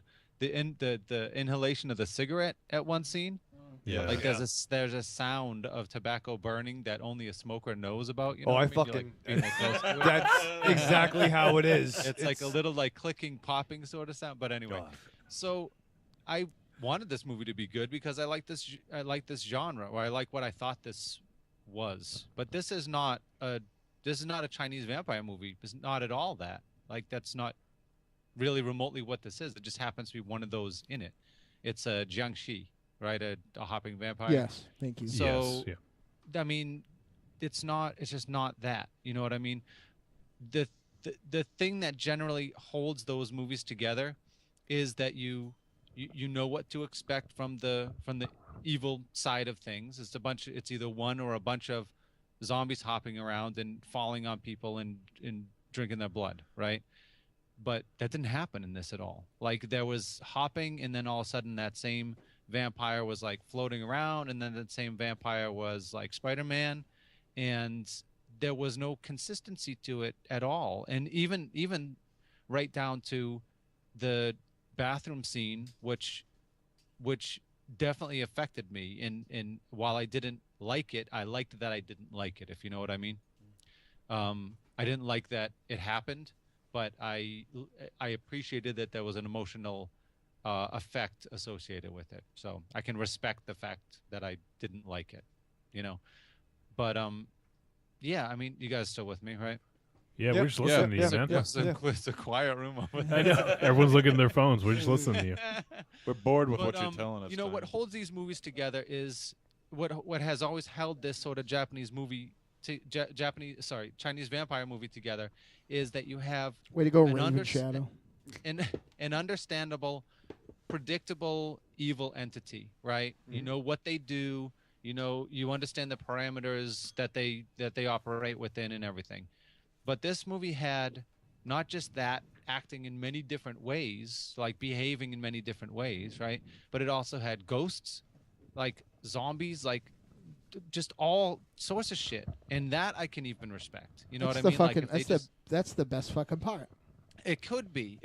I don't disagree with that. Like the idea of taking all of these, you know, Chinese like mythology tropes and putting them in one house together, one apartment building together. While I agree with you that it definitely subverted the, you know, what these things are in film mythology. Like one thing that's a kind of a trope in kung fu films for the most part, comedy ones and Shaw Brother ones especially, is that there's not a lot of like contact. Like there's a lot of foreplay in the fighting, and a lot of like, you know, like soft touches. You know, and even the vampires like just kind of run into you mostly just run into the vampires, and they're there, and then they flop. If they get you, they basically flop on top of you and you're dead. This was almost like what it would be if that was like, these were very physical and very like I guess tactical in their presentation, in the sense where like they made a mess and like they made a mess, like whether it be the after effects of their dining or driving you through a wall. And I think that's kind of like I feel like it subverted the mythology, not to be edgy or different or whatever, but to make it not to make it how it would be if it was real, I guess, for lack of a better way to put it. To make to be consequences to that monster that aren't in those films normally. Right, but if there were consistency to it, I would be on board. Like if they just said this this vampire knows how to do kung fu and will just like fight you and put you through a wall. That's cool. Like I can understand that. That's the choice of what that thing does. But you can't make it hop and float and act like Spider-Man and do kung fu. Like, well, it got possessed by the ghost girls, so it turned into a different. We're getting into okay. Right, So right, yeah, okay. it's Whoa, a whoa. little too much It stuff. got different powers then. Yeah, I guess so. I think that's where this movie takes a bad turn for me. Is this the Asian film nerd like running zombie versus like shambling zombie? Is that what no, this I mean is? they Like- could have done whatever they wanted, just not everything is what I'm saying. Like Okay. they kind of like did. Maybe it's deliberate. You know, maybe it is meta. Maybe they just jammed everything in, including things that just aren't supposed to work together. I think You know it's what just mean? not There's, like, scary the way that it normally is, and I think this was movie's scary. not scary. No, This- I think that It's not really scary, but it's like Ghost Walk, Haunted House scary. The traditional take yeah, on it, right? I kind of in a way, but like for me, if you look at it, like what's scary about master vampires to me in real life or powerful vampires aren't that Yeah. you get the fucking Twilight backhand and you hit a Yeah, wall and knock a poster down and knock a filing cabinet down. It's that like they could put you through the center of the earth faster than you even knew what happened. The But fact that's not really scary. Like that that's is scary to instant me. death, I right? guess There's it's nothing really preferential. Yeah, right. It is definitely. There's nothing scary to me about instant death. To me, there's something like scary about you're alive while it's happening. You know what I mean? Like the tradition. And I'm not arguing the traditional vampire being better or scary or anything, but the traditional vampire is like a brick wall coming at you, and if you're in the way, you're gonna get flattened. Right. You know what I mean? Like your only choice is to get the fuck out of the way or to know some magic so you can slap like a paper on its head and make it fall down. They you know? they really did a thing here where they took out the stalking element of it, which was very kind of similar to the source material. The supernatural element almost, you know what I mean? That, Yeah. like to see, he's just like there standing at the end of the hallway, like he's just there, you know what I mean? Yeah. Like, and then he's gonna like come down the hallway at you. He's not just like all of a sudden on top. I mean, I see where you're coming from, but like I could think. I mean, if you're looking at the best instance of instant death being, say, Jaws, right? Like where they built up the tension through the POV shot, and maybe from my understanding, from my recent knowledge, the worst depiction of instant death being Rob Zombie's Halloween 2, where Michael Myers was just kind of there, and then he stabbed somebody and they were dead every single time. Like, I think that this was kind of. I don't think that this was necessarily that. I think because the characters sometimes didn't die. So they did the same things they did in Mr. Vampire, say. Yeah. But there was bricks and pipes and broken bones and bad bumps that you don't like. It wasn't as pretty, as perfumey. Maybe I just need to go back and watch it because, like, I don't mind being kind of sideswiped by one thing, like the fact that, for just random example, the fact that the guy is jumping around and then is floating. Like, okay, like I can handle that, but like, this just like got me from too many different angles. Like, it didn't really. I honestly feel like you're putting me on here. Maybe the end justifies it a little bit. You know what I mean? Sure. But it's like, is this world a world where people can get put through walls, or isn't it? You know what I mean? Because it's like terribly realistic in some places, like where there's no room for anything, maybe not even the supernatural. You know what I mean? When the vampires just like rounds a fucking corner, like, oh, there's the vampire. You know, but I don't know. It just didn't. The puzzle pieces didn't fit for me. Like I kind of feel like I understand where the movie was coming from, but I just don't think it was. I don't think the pieces fit. I didn't think it was really done that well. Like, so you have all these great ingredients. You know, you have like whipped cream, and you have like a T-bone, like a nice thick steak, and you have ice cream, and you have cigarettes, and you have strawberry sauce. It's like, just because all those things taste great by themselves doesn't mean they're going to taste great when you put them all together. You know what I mean? This movie just seemed to have too much. Like, it's okay to like make a haunted house and put zombies, ghosts, and vampires in it. Well, I don't remember the zombies. Like, yeah, there were zombies, right? when? I No, kind of feel like zombies either. I kind of feel like they hit all of the. There was Well, I something guess- zombie-like. There was See, I don't recall. I don't there's recall any vampire and zombies. ghosts. I think the That's all. There's I think the ghosts, yeah, hopping those- vampires are hopping vampires are more sort of an zombie-like, yeah. amalgamation. Yeah. Yeah, They were let's- hopping zombies, let's- weren't they? Let's No. say ghosts and zombies. only if they stub their toe. Here's kind of how I feel. Okay. I feel like if they just stayed with the fucking main character through the whole movie and told the story around him, I would like this movie. I'm positive that I would, because it would contextualize it. It would at least give us a perspective of everything that's going on in a cohesive way. But they start with this guy, and then all of a sudden it's about the chef who was, in my opinion, one of the only like really super redeeming and interesting characters in this. And then there's the other necromancer, and then it jumps to the wife and the husband, and then it jumps to the kid and the mother. So I just like pick somebody that the But- movie is about, or something that the movie is about. But Auntie's situation is the same as, say, in Kung Fu Zombie, where the people that want to kill Billy hire the necromancer. So the movie's Yeah. about Billy. For Billy's his real name, not the character name. Yeah, And he put those guys in jail. right. So now they've hired the necromancer to get revenge. So kind of Right. a trope of the source material is that someone outside of the main character uses the dark necromancer to try to get revenge, and then from there one of two things happens: either the dark necromancer has like a kind of a change of ways or bribed and ends up on the side of good, or he there's like a good monk that shows the way, Sure. but more often than not the dark necromancer realizes he's out of his depth. And what happened here is the kind of like I look at these two things as like I don't know what it's called, but like when you take film stills that have different parts of the same picture and put them over together to make one picture, and there are some parts that are Superimpose it. yeah, kind of there's double exposure. yeah, superimpose, there's some parts that are covered by other parts now. Yeah.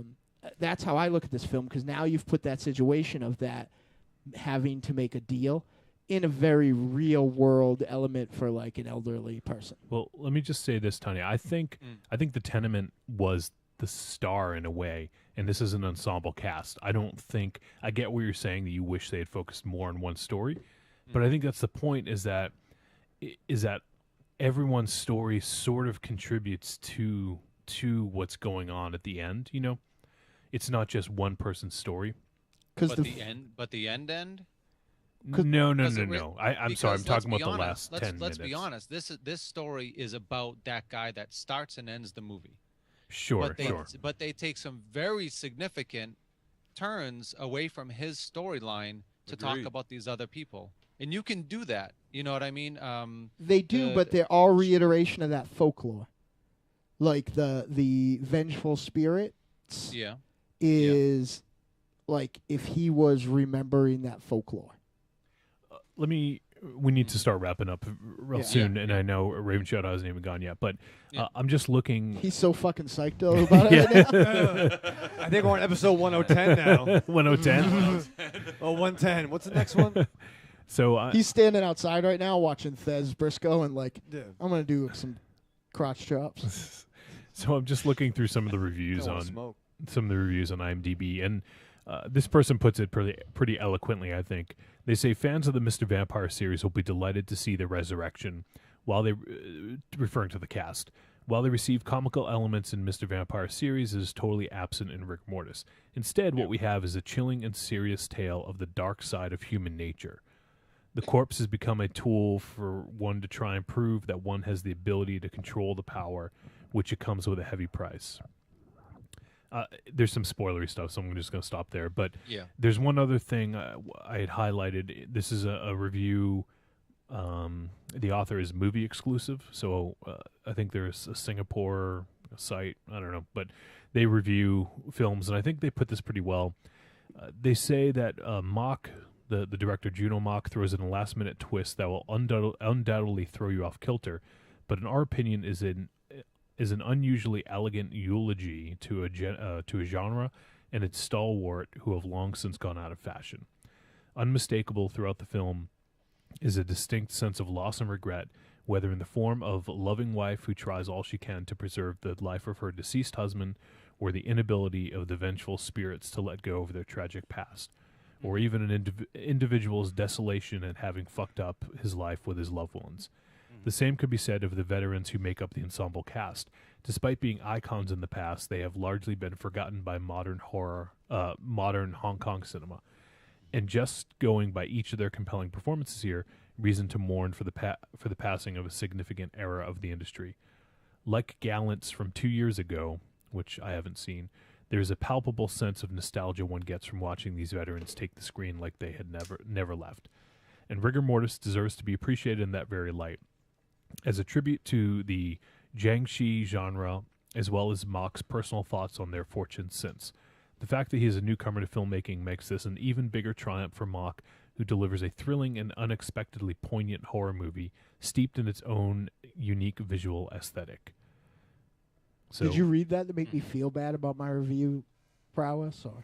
No, I'm trying to class up the joint. No, I mean we're obviously not. We don't write for movie websites, or we would be doing that if we were good enough to do it. I think, but I just wanted to point that out because I think it was the way they put it was succinct, and I think it's very good, but it doesn't excuse to me what I think that summary in that review is correct.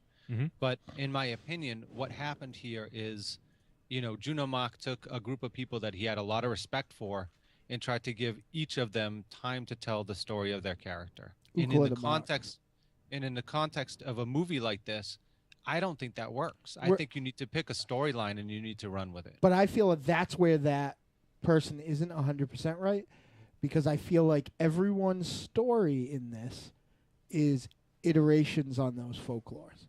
So it's almost like the retelling of those folklores and where they fit in this tenement building, which is that genre of cinema.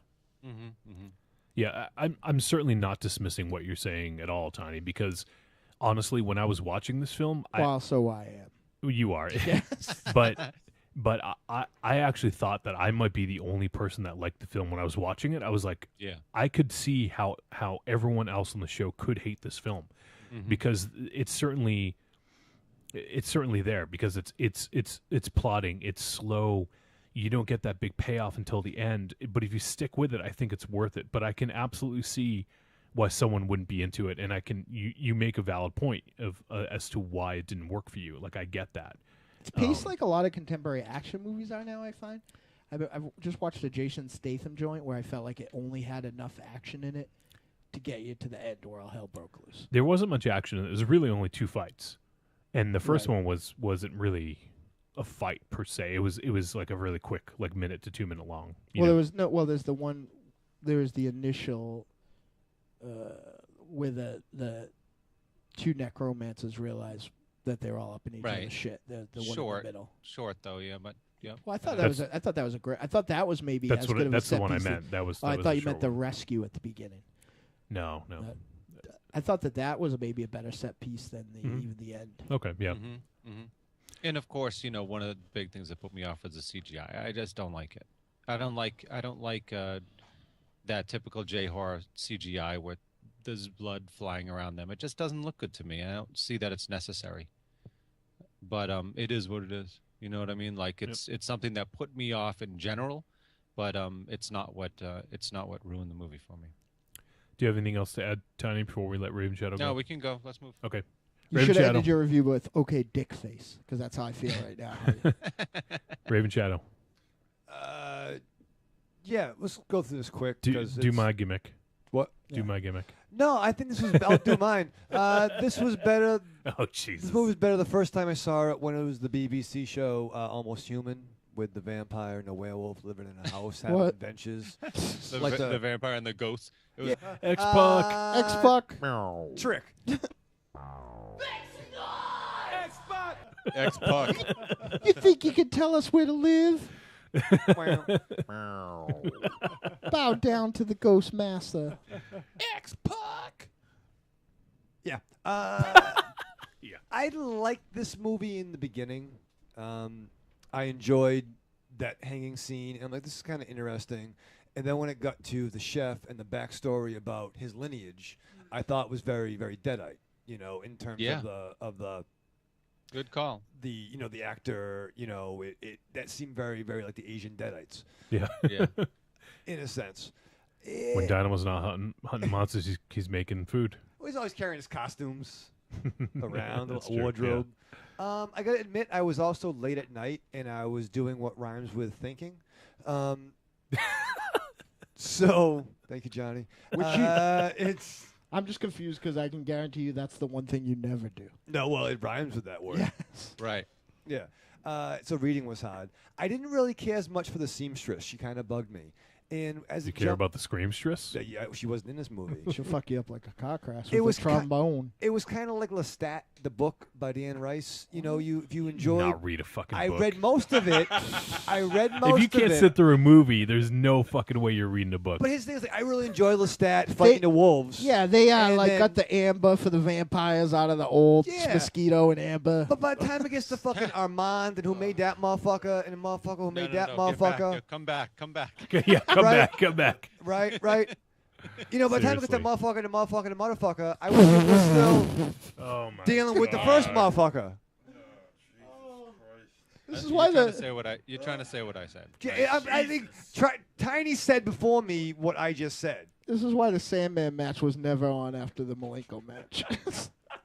I think what he's trying to say is you want 100% of an understanding of a character, and they did each one like 60%, even the main character. Yes. Like you never really got it. I disagree. I didn't feel like you really got it. I feel like it was on the screen, if not said. Raven trying to made you a dunce cap. Come on, wear it.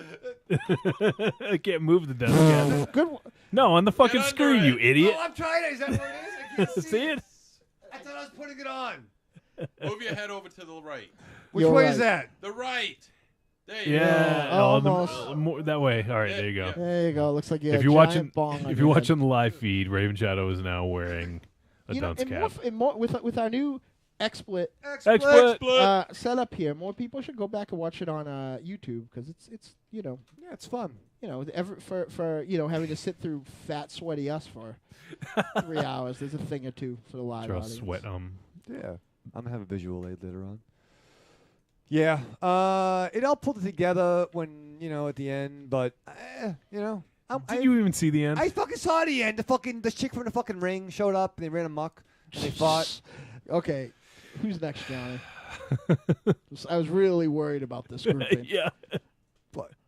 But did you see the end? It's like number 30 in the Royal Rumble, Dusty Wolf.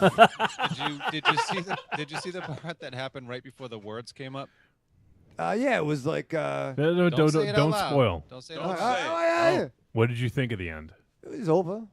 Oh my fucking It was god! done. You're right, and so is this please. fucking review. Yes, please. Jesus Christ. God Trick or damn. treat, baby. I wonder if people would say you're a trick or a treat. Trick or treat, motherfucker.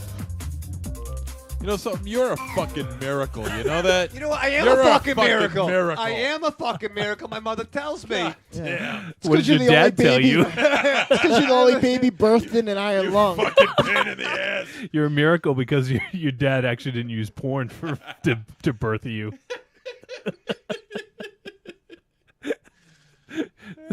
The one time he didn't. One time that happened back in '76. I feel like Raven There was no Shadows. internet in '76. It must have been cold in December Yeah. that month. Yeah, I feel like Raven. Black the fuck out. Don't even remember.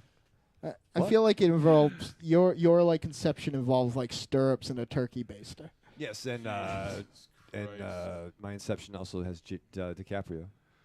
JGL. JGL. All right, I don't know. let's go and let's give the verdict. So I guess I'll go first since I kicked us off. This is a fucking treat for me. I love this movie. I have a few. Let's see. I wrote down something quick here. So right away from the opening scene, I was completely bought in, completely sucked into the film. And while it was slow, I feel it was intentional because it makes the payoff even greater, I feel. The first 90 minutes built up to that final 10-minute encounter, I guess. There were little details and like symbolism throughout, and I love a lot of the stylistic choices that were made in this film. Juno Mak does not look like a first-time director in this film. This is a beautiful film. Not setbacks, but drawbacks. Being a little bit too slow, and I agree with Tiny as well as far as the main character. He was at the beginning of the film, then he's gone for the longest time. I mean, if they came back to him every now and again, you could tell that the story is still centered on him. But after a while, it just doesn't feel that way anymore. So I could see where Tiny is coming from with that. So I would agree with him on that. But despite all that, the film looks fantastic, sounds great. The performances were spot on, perfect. Can't wait for you guys to bump balls. I love. Really, you can't wait. We can't wait. Whoa! And I feel I'll speak for Tiny. I'm not gonna put it high on the pedestal like these other two guys, but I do say it is a treat. All right, Tiny. This movie would have been great, in my opinion, if they had chose a trajectory and told a more linear story. You pick a main character and tell that character's story and tell some supplemental stories around it. That's been done with great success in the past. But you can't choose a main character and then tell 5 different stories. So, that in conjunction with the kind of shitty use of CGI, blood on the camera, stuff like that, turned what I think had a lot of potential and looked really good and sounded really good into a trick for me. Raven Shadow. All right, I think Juno Maz is really going to have... Juno Mak? Yeah, what's his name? He was the Dynamo singer? Maz. While I enjoy... It's not fucking Bruno Mars, you while I idiot. enjoy... pop star! While I enjoy Ellen Page, I don't know that I'd marry her. Maybe pee on her. Sorry, that's just talking out loud. I would say this is a tepid treat for me. If you enjoy... What? Get pissed. I'm not getting pissed. You're getting pissed. Get pissed off. I was gonna ask if you made it through the whole thing. I but did. When I read Lestat. Yeah. Well, Let me ask you this. Please don't. Armand had red hair. Did anybody catch that split-second shot during the end credits? How the duck showed up? There was a split-second shot. I couldn't even catch who it was. I think it might have been I think it's the director. Yeah. Yeah. It was like he was sitting in a chair or in a theater or something like that. It was like a medium close-up shot of him. You know what I'm talking about. Yeah, let me pull it up. Yeah. Yeah, I don't know what the significance of that was, except maybe, I don't know. Whereabouts in the credits were it? Yeah. I didn't see it. Yeah, it was during the credits. It's like within maybe the first 10 seconds of the credits. So I'm playing it. All right, here's the end of the film. So we'll let it roll, but just keep going. And I think it's like during the first 10 or 15 seconds of the credits, there is a person that shows up, split-second shot. It's not even really. I don't think it has any purpose actually. Or well, let's not wait for it. Let's continue talking, and then when it appears. Yeah, and it. For some reason, he shows up. I don't know why. He'll be coming up in a few seconds. It's not obvious why? No, especially since I don't know who it is. I mean, it's the director. It's Juno Mak. It is the director. It's Ukla de Mak.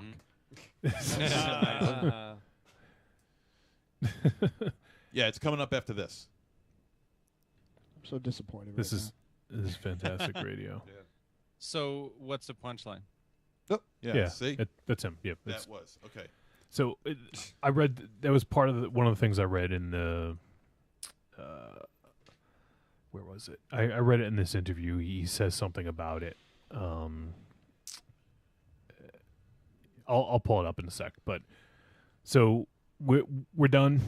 Yeah. We had 4 treats and a trick. So I am really. I know you're heated up about this. Really disappointed in that trick. I could tell because you dedicated like 20 minutes to try to convince. If I'm going to throw a trick out, at least I'd provide plenty of justification for why I choose that. Even if it's all completely invalid and, That's not true. and oblivious to the, subtext of this particular film. But that's okay. Everybody's stupid sometimes. Even me. Not true. I sit here every week. What? All right, here it is. I found it says, if viewers stay until the end credits, they may be able to share the last laugh with Mak when a black and white portrait of him, a director's signature, he says, flashes on the big screen for a split second. Beneath Mak's subdued demeanor, it's hard to overlook the air of assurance he's had since Rigor Mortis' international premiere at the Venice Days section of the Venice Film Fest in late August. The thing is, I made this film, this is a quote from Mak, the thing is, I made this film when I was 29, he says. While I wouldn't dare to imagine how large my fan base will become if I'm still making movies at 80, this one frame will be a significant record of me at 29. The film represents me, and I want a record of myself in each film from the time I make it. It'll be done in a different way every time. That's awesome. Not what I thought either. That's cool. Yep. I like that. In my next project, I may appear in a photo that a character walks past. So it may be, differently, but he just wants to have like an image of him. And he thought of it after he's done shooting. It's weird because that's what Benjamin Christensen did in 1920 when he released Haxan, Witchcraft Through the Ages. What the fuck's happening? That's one of your old double taps. Yeah. It is. Yeah. Cool. So there you have it. Every once in a while, you're brilliant. I'm not positive. Once in a while. It's just so disheartening. But he did that in that movie too. And who knows? Maybe he got that from that. I don't know. Likely. So there you have it. Our review of Rigor Mortis. Why don't you go ahead and check it out and let us know what you think. Post it on the Fib. Send it to podcast@trickortreatradio.com. I'm very curious to see what other people think about this film. I'd love to get Jay's take on it now that we've reviewed it. Yeah. So I wonder if we can get Jay to say a few words about it or something. Cause, what if he backs me up 100%? Mars, what are you going to say about that? It'll be the second fight they've had. Yeah, I can't. Well, I don't. Not this time he was on, but last time he was on. I mean, he likes Man of Steel, so nobody's perfect. I actually kind of like that movie. Okay, too. Hey, is this Jay? Yeah. Maybe Jay completes me. Yeah. Yeah. All right. So next week we're going in a I guess not a completely different direction, but this was a very serious, contemplative film. Next week we're going to review the just released. As of yesterday, Get ready for the person on the fucking phone to go berserk right now. On video, it just came out on Not video a on good way. Video on demand. We're gonna watch Leprechaun Origins. His fast forward fingers. That's what we're gonna watch. Yes. All right. It's from WWE Studios, starring Hornswoggle, who you may know from such shows as SmackDown. And Raw once in a while. Yeah. Shotgun Saturday Night. So Live Wire. We're going to check it out. So we'll see how Leprechaun Origins is. We'll be reviewing that next week. So it's on video on demand. May have a guest. God. We may have a guest here. We're still working out the deets. We better have Eb on board for that review. You know what's funny is I actually picked that movie before. I don't want people to think that Eb's programming our shows now because Nice. Yep. because the two films that he mentioned are actually on deck, to be reviewed very soon. When that was one of them. So we'll be reviewing Leprechaun Origins. How do you feel about this, MZ? Oh man. Oh man. Oh man. Oh man. Shevitz. Do you feel lucky that we're gonna do that? Hey, you know what? I mean, the run of good luck can't go on forever. I mean. For who? For us. Yeah. All right, so we're gonna do that. Green ruin. Is MZ? You gonna take off? No, I do have a double tap. I'm gonna make this real quick. Oh. Well, do you want to? I have to pee, so we have to go to break. Can you stick around until after the break? Yeah. You do. Okay, you'll do it first, and then do yours quick. Okay. Yep. Sounds good. We'll be right back with the double tap. One dark and stormy night in the mid-'80s, Joe Bob Briggs, Harlan Ellison, and the ghost of El Santo pulled a train on Elvira while Siskel and Ebert sobbingly masturbated in the corner. From that union arose the greatest movie critic and luchador that ever lived. But we're not going to talk about him. He's kind of a dick. Instead, we're going to talk about me, El Goro, the stuttering movie fan and host of the Talk Without Rhythm podcast. Every week on Talk Without Rhythm, I discuss 2 to 3 movies tangentially tied together by a theme. I cover action. I'm the most complete fighter in the world. Sci-fi. Open the pod bay doors, Hal. I'm sorry, Dave. I'm afraid I can't do that. Horror. Oh, no tears, please. It's a waste of good suffering. And the continuing adventures of James Spader, sexual deviant. You're not worried that I'm going to fuck you, are you?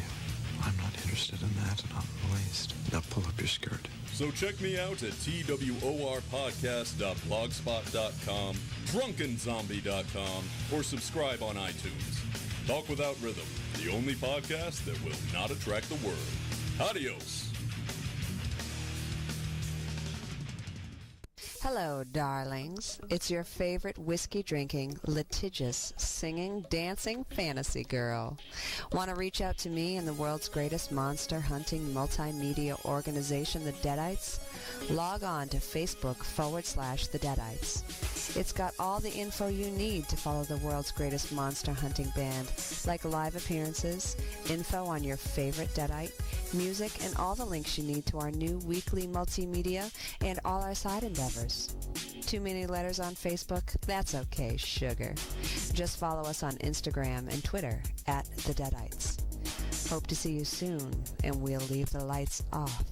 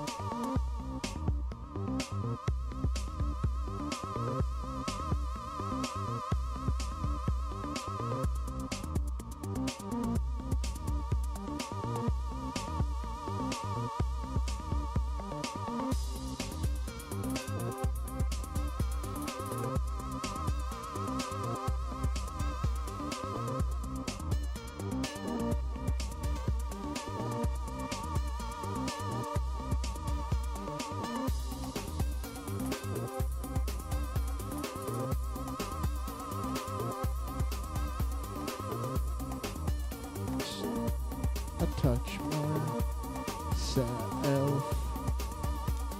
All right, we are back from break. Raven Shadow has smoked his last cigarette ever. That's incorrect, Johnny. You should stop. You should really. You know stop. what's? Let me speak on this real quick. So I also went to the show, the Motley Crue Alice Cooper show the other day, and like people have fucking no respect as a smoker. You like I don't know about you, but some dude lights up right in front of me and is fucking blowing smoke in my face. You can do that there? You're not supposed to. No, you're not supposed to smoke there.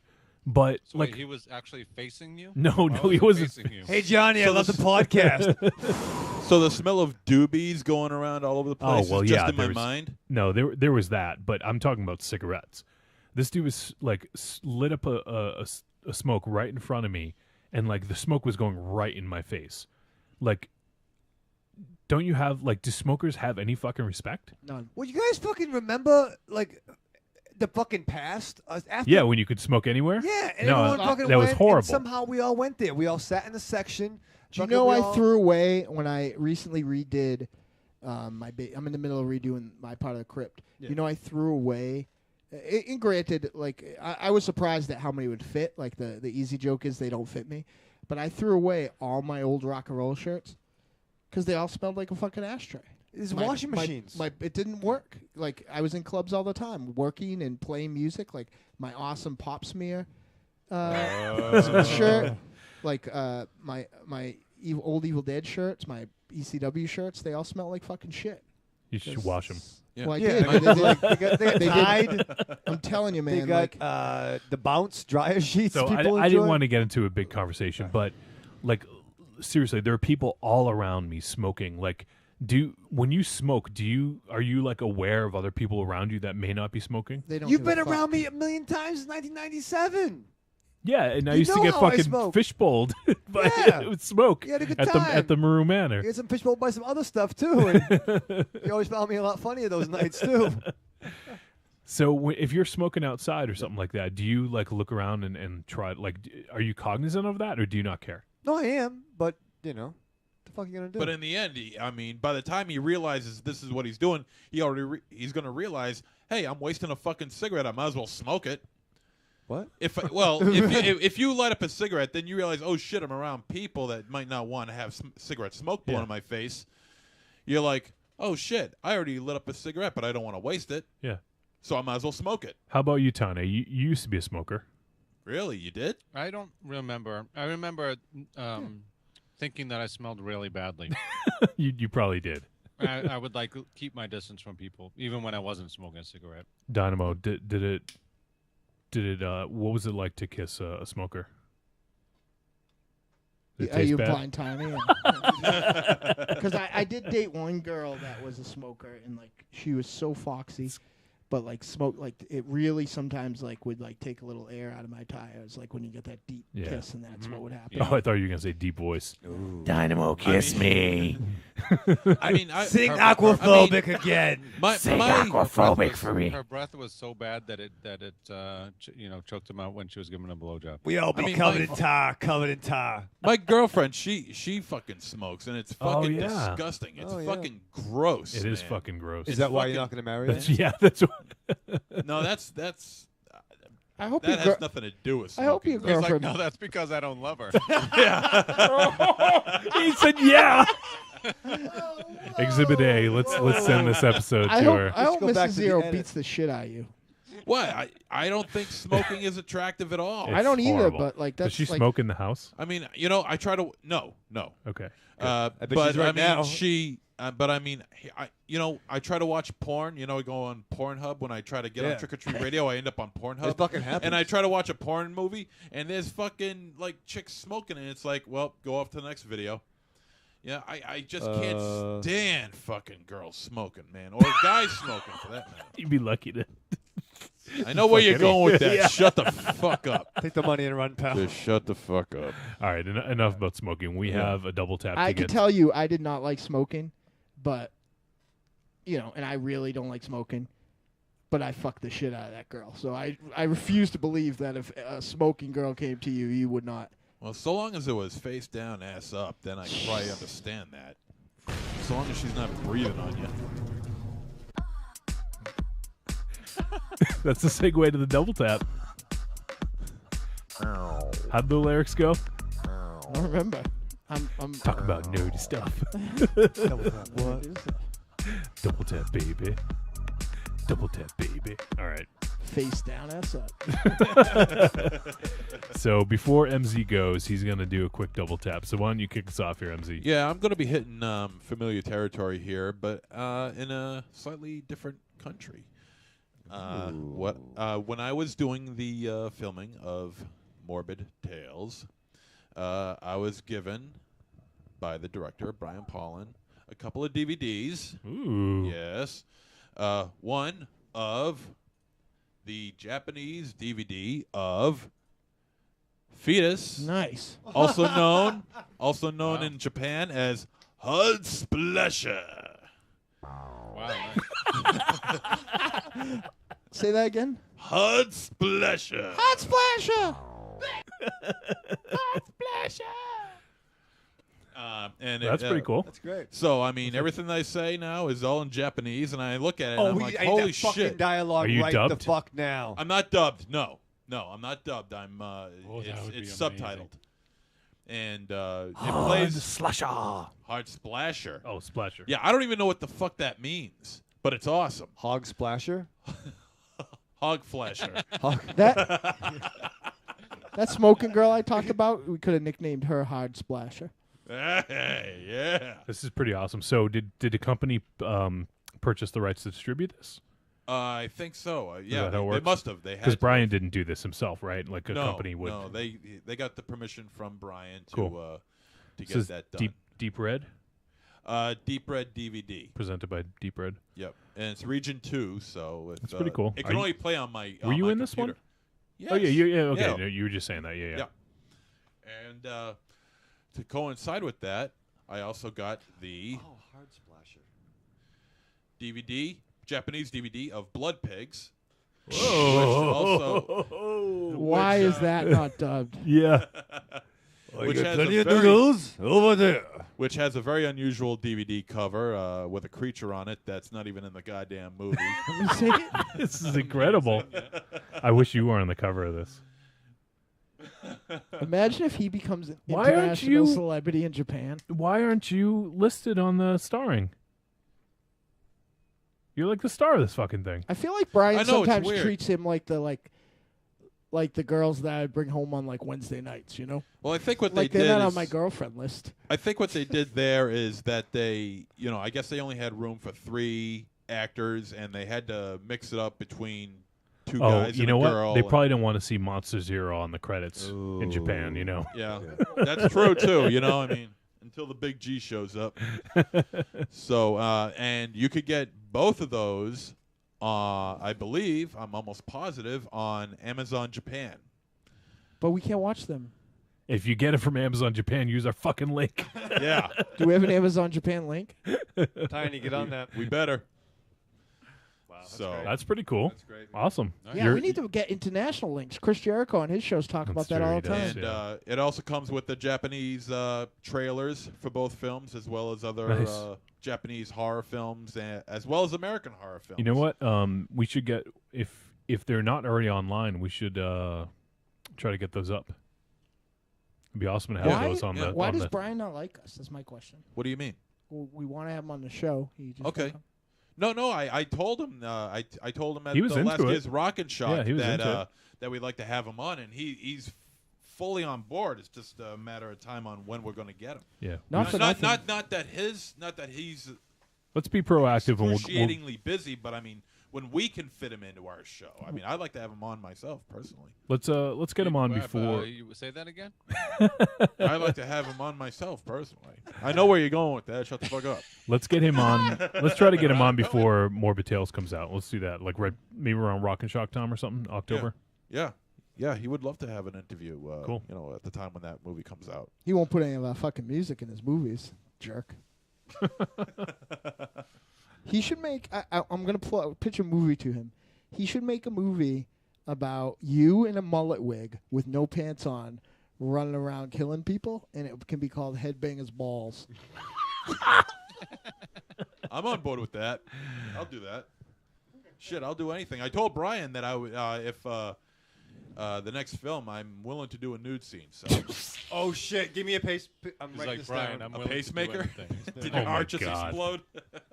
My heart just exploded. So Was that both taps? yes, yeah, it he is. did 2 taps. Yep. Okay, It 2 is. taps at twist. Where's the twist? All right, MZ, you out of here? I am. All right, go ahead and say goodbye to the folks then. All right, it was fun. Arrivederci, douchebags. I love you, sugar nuts. I love you, sugar nuts.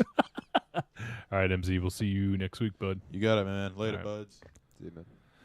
All right, so who wants to go next? Dynamo? Sure. I got. Do you want? When do you want me to play this thing? We'll do that. Second. All right, go.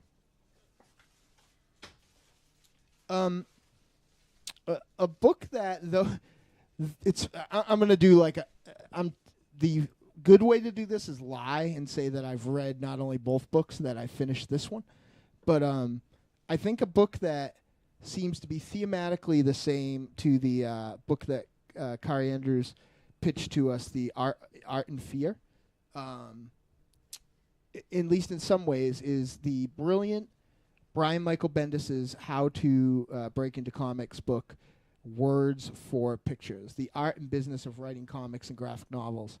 I have read 3/4 of this. Some of it is stuff that doesn't apply to me necessarily, so I'll read it eventually. But, stuff about letters and stuff like that. But the sections on a round table with some of the most famous editors in the business right now. Artists talking about how they like to be writing for writers, what the language of comics is right now. This is the most important book that I have ever had as a aspiring writer. Well, I mean, I am a writer because I write as an aspiring published comic writer who wants to work for a company that's not, that I'm not the CEO of. So, I guess Tiny would be the CEO. What's Hunter's title? COO, I think. COO, Chief Operating Officer. Yeah. So, like at the end of the day, highly recommend this. Sections by Matt Fraction. Like I said, like X Alfonso and all those guys do an editor's roundtable. It's about his writing process, different writers' writing process. This is a terrific book if you are at all interested in getting into comics, or if you're somebody out there that's curious about how comics get made. What this won't do is make you feel really good about writing, you know what I mean, your chances. You know what I mean? This isn't the book that's going to uplift you and say that I'm going to be a New York Times bestseller and feel good, but he's not derogatory about it. He's just honest. The most poignant thing I think he says is go to the Stephen King section of your bookstore and look at all those books, and then look at most of the books on either side of it, and all those people still have day jobs. And it's true. It's a hard racket to get into, and comics is like a even harder subsection of it, because if you want to make money at all, there's really only two places to work. So it's sort of like wrestling in that way, like for my money, there's only one place to work if you really want to write comics. But it's a brilliant book, and I highly, highly recommend it. And it talks a lot about being afraid. It talks a lot about, getting out there and writing and just writing, which is Tiny can back up because he's lived in houses with my notebooks and notebooks of scribblings, that writers have to write. And while, the Sexy Librarian is somebody who I send a lot of stuff I write, and a few other people, like, I write every day, even a little bit, and most of it, like, I will never see the light of day. I've probably written, if you told me in the last 6 months that I've written the first issue of the Deadites comic 100 times, I would believe you. And I've probably showed Tiny or Wolfie or somebody else, like, maybe 4 or 5 iterations along the way, if that, in some thing. So, the best book, I'll save you some money if you don't want to get it. Just go out and write, and make a comic. That's the best way to break into comics, is make a comic. Sort of like how we went out and made a record. We didn't wait for Metropolis or Wax Trax or somebody else to come say, hey, let us put out a record. Like, we put it out and we didn't sell any, but it's still out there. It's still a thing that we have. Yep. My second pick is very nostalgic, but like sometimes technology and nostalgia like hit a real sweet spot. Very few things like I can say that I discovered in the 90s that I really adore, and this is one thing. It is the Japanese animated television show Ranma 1/2. I loved Ranma 1/2 back in the day, when we called it Japanimation. It's based on a manga, a very, very long-running manga. In this Blu-ray collector's special edition, set 1 is fucking beautiful. It comes with a copy of the an issue of the Ranma 1/2 manga. It's got the whole first season on it, and the Ranma 1/2 is the story of, you guys ready? For those who don't know, Ranma 1/2 is the story of a father and son who, while traveling to the new martial arts school that they're going to live in to take place in the arranged marriage between Ranma and the daughter of the martial arts studio, the master of the martial arts studio, the father falls into the pool of the drowned panda, and Ranma falls into the pool of the drowned girl. Every time Ranma or his father gets wet, Ranma turns into a beautiful red-headed girl, and his father turns into a giant kung fu fighting panda. And we're laughing about that. It sounds tragic. Yeah.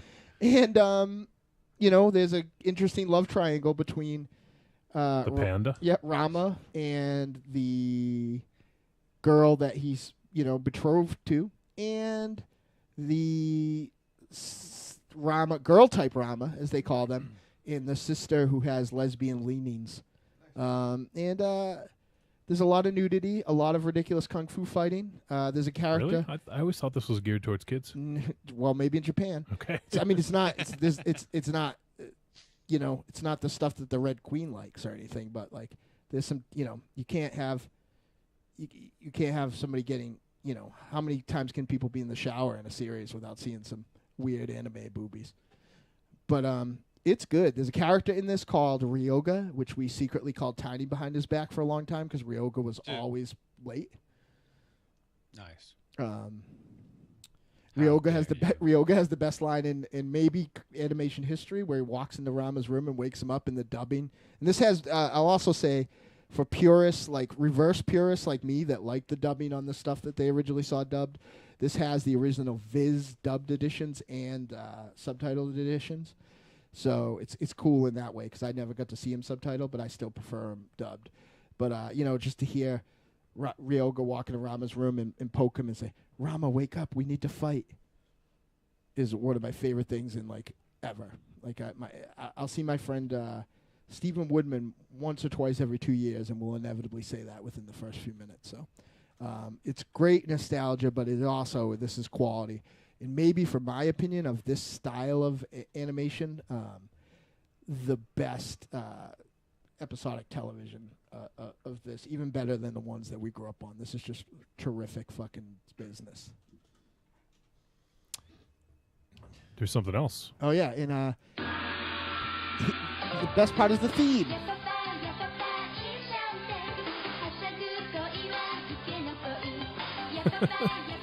Here comes the big awesome chorus.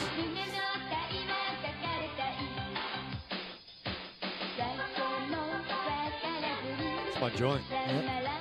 Now, as this is going on in the video, there are like collages of pandas running.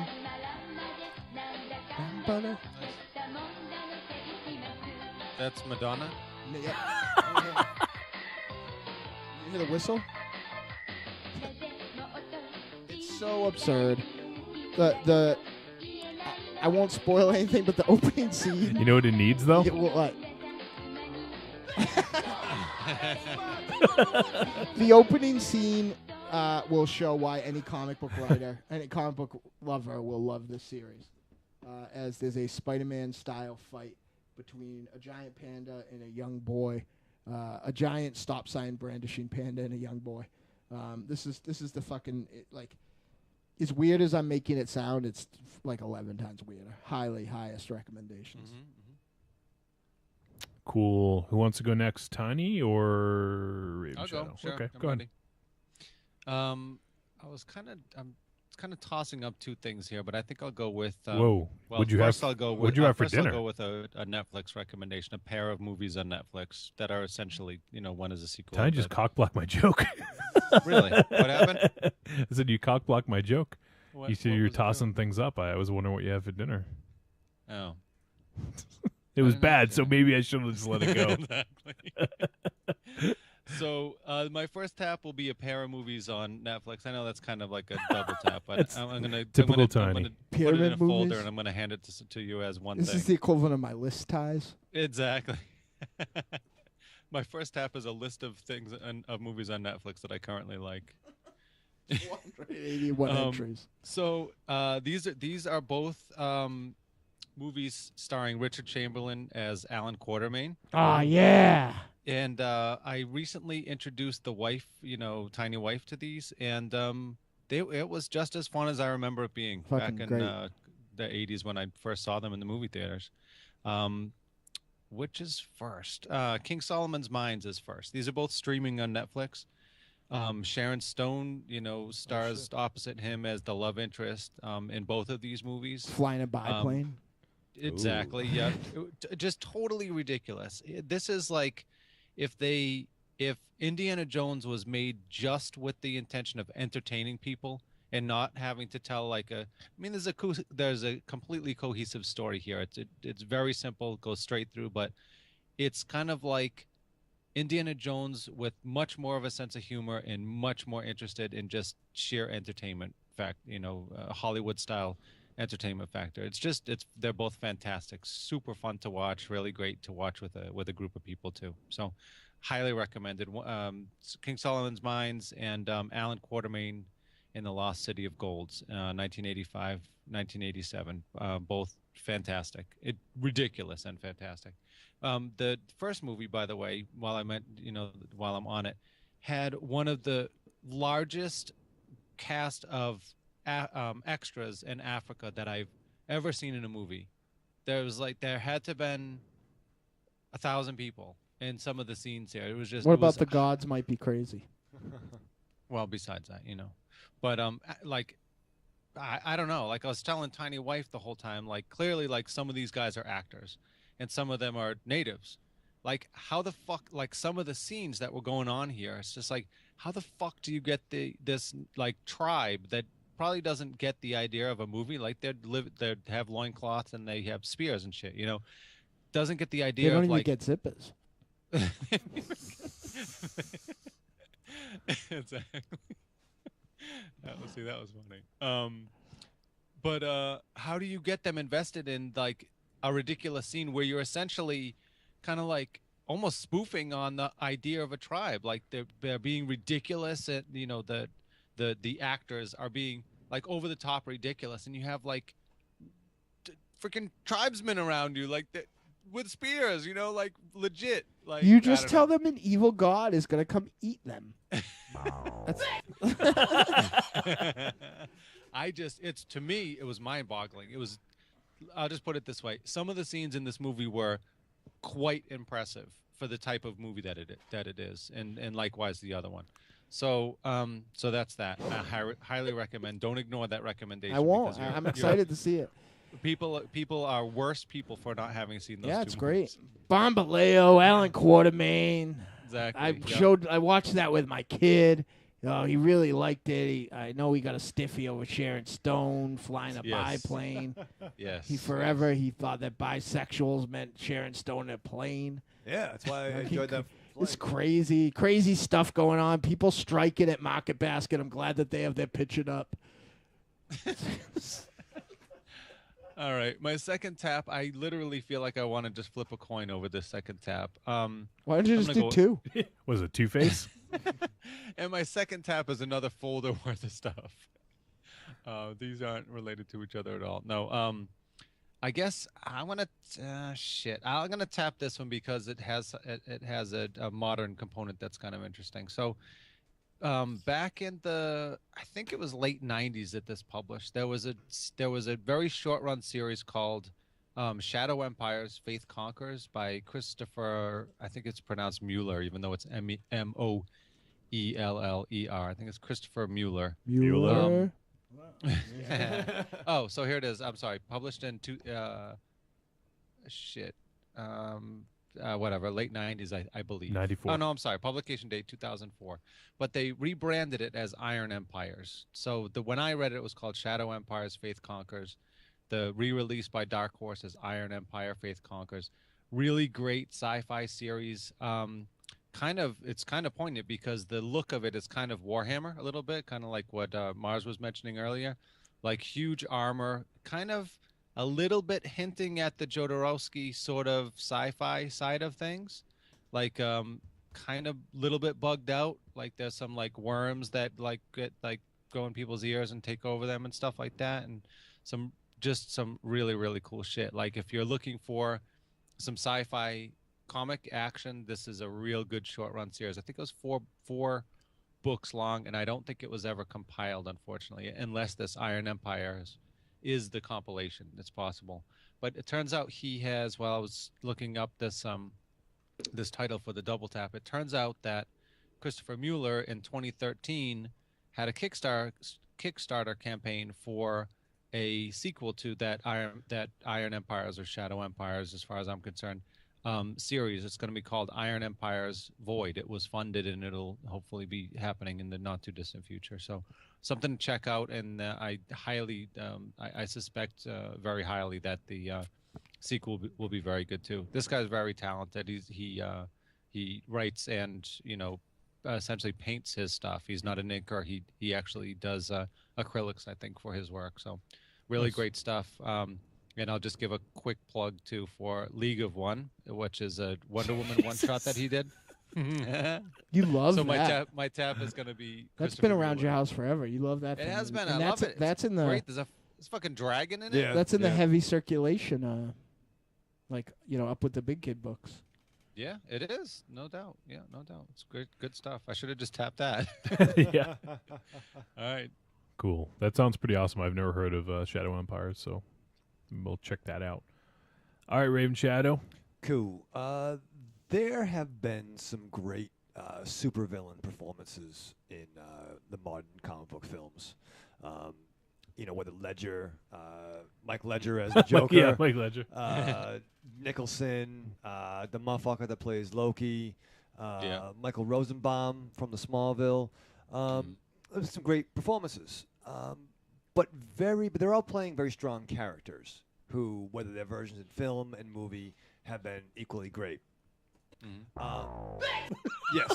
But there's very few performances that are better than the comic books. I think Blade is an example. I thought Blade was a much better character by Wesley Snipes than the character in the book. But my favorite is this guy, and it's an action figure I bought. And I haven't bought an action figure in, a long fucking time.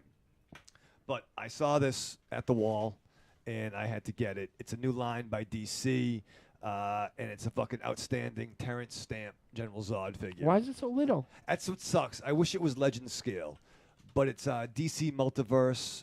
They're coming out with. They have a Keaton Batman.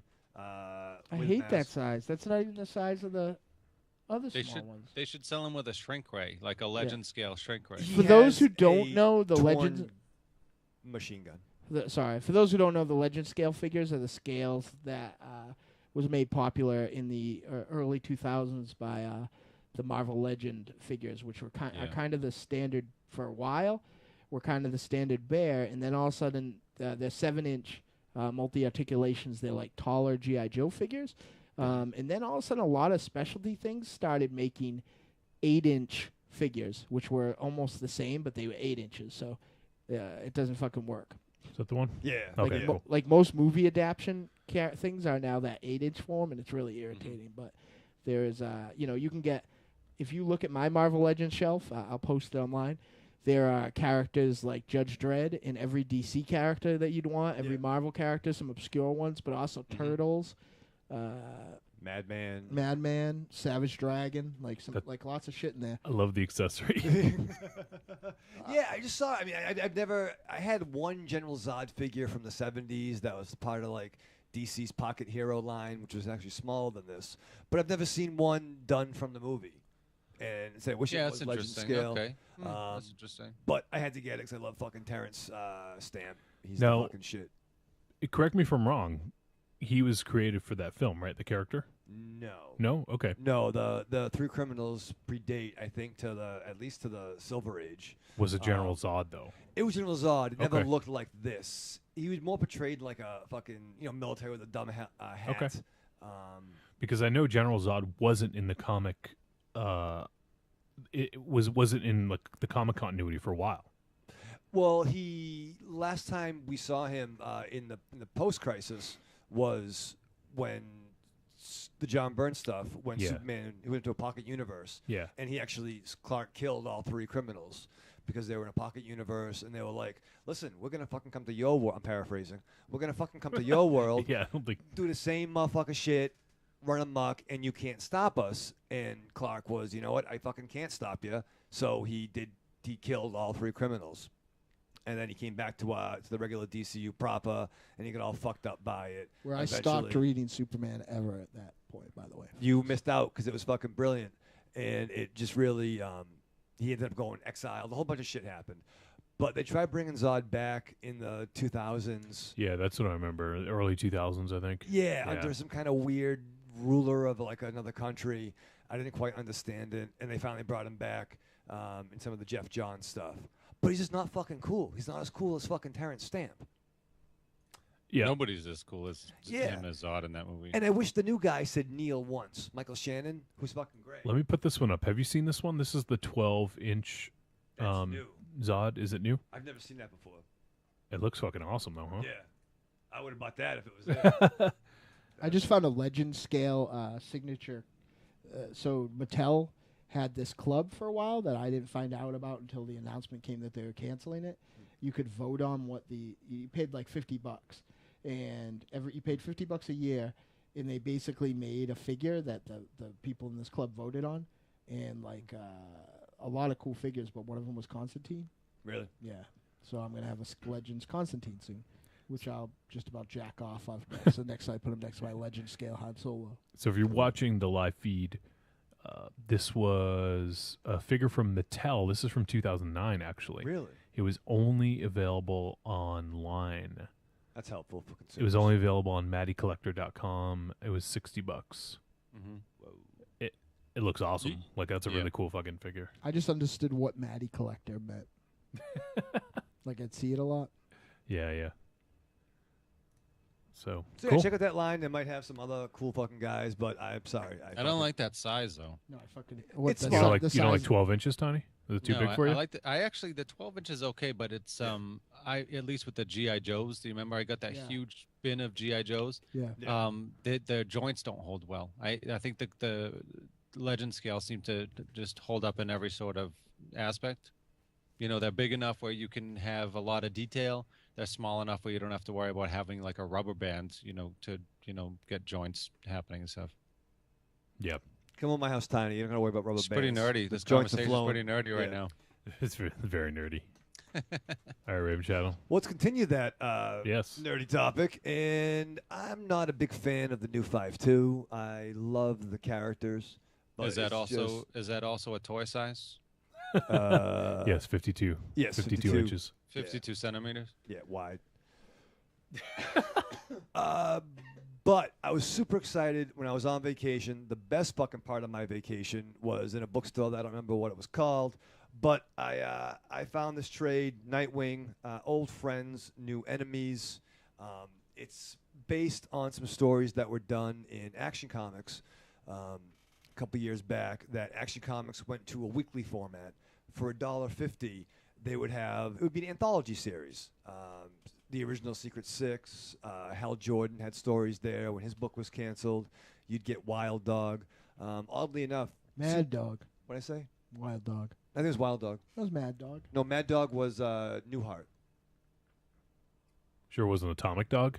That was somebody else.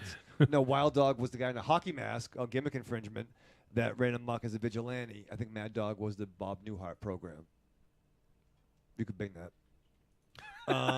But oddly enough, in Action Comics, Superman only was two pages a month, drawn by Kurt Swan. But I was super excited that Nightwing would get a series in this. And this trade collects a short story from Titans Annual, drawn by Eric Larson, and also features Nightwing and Speedy.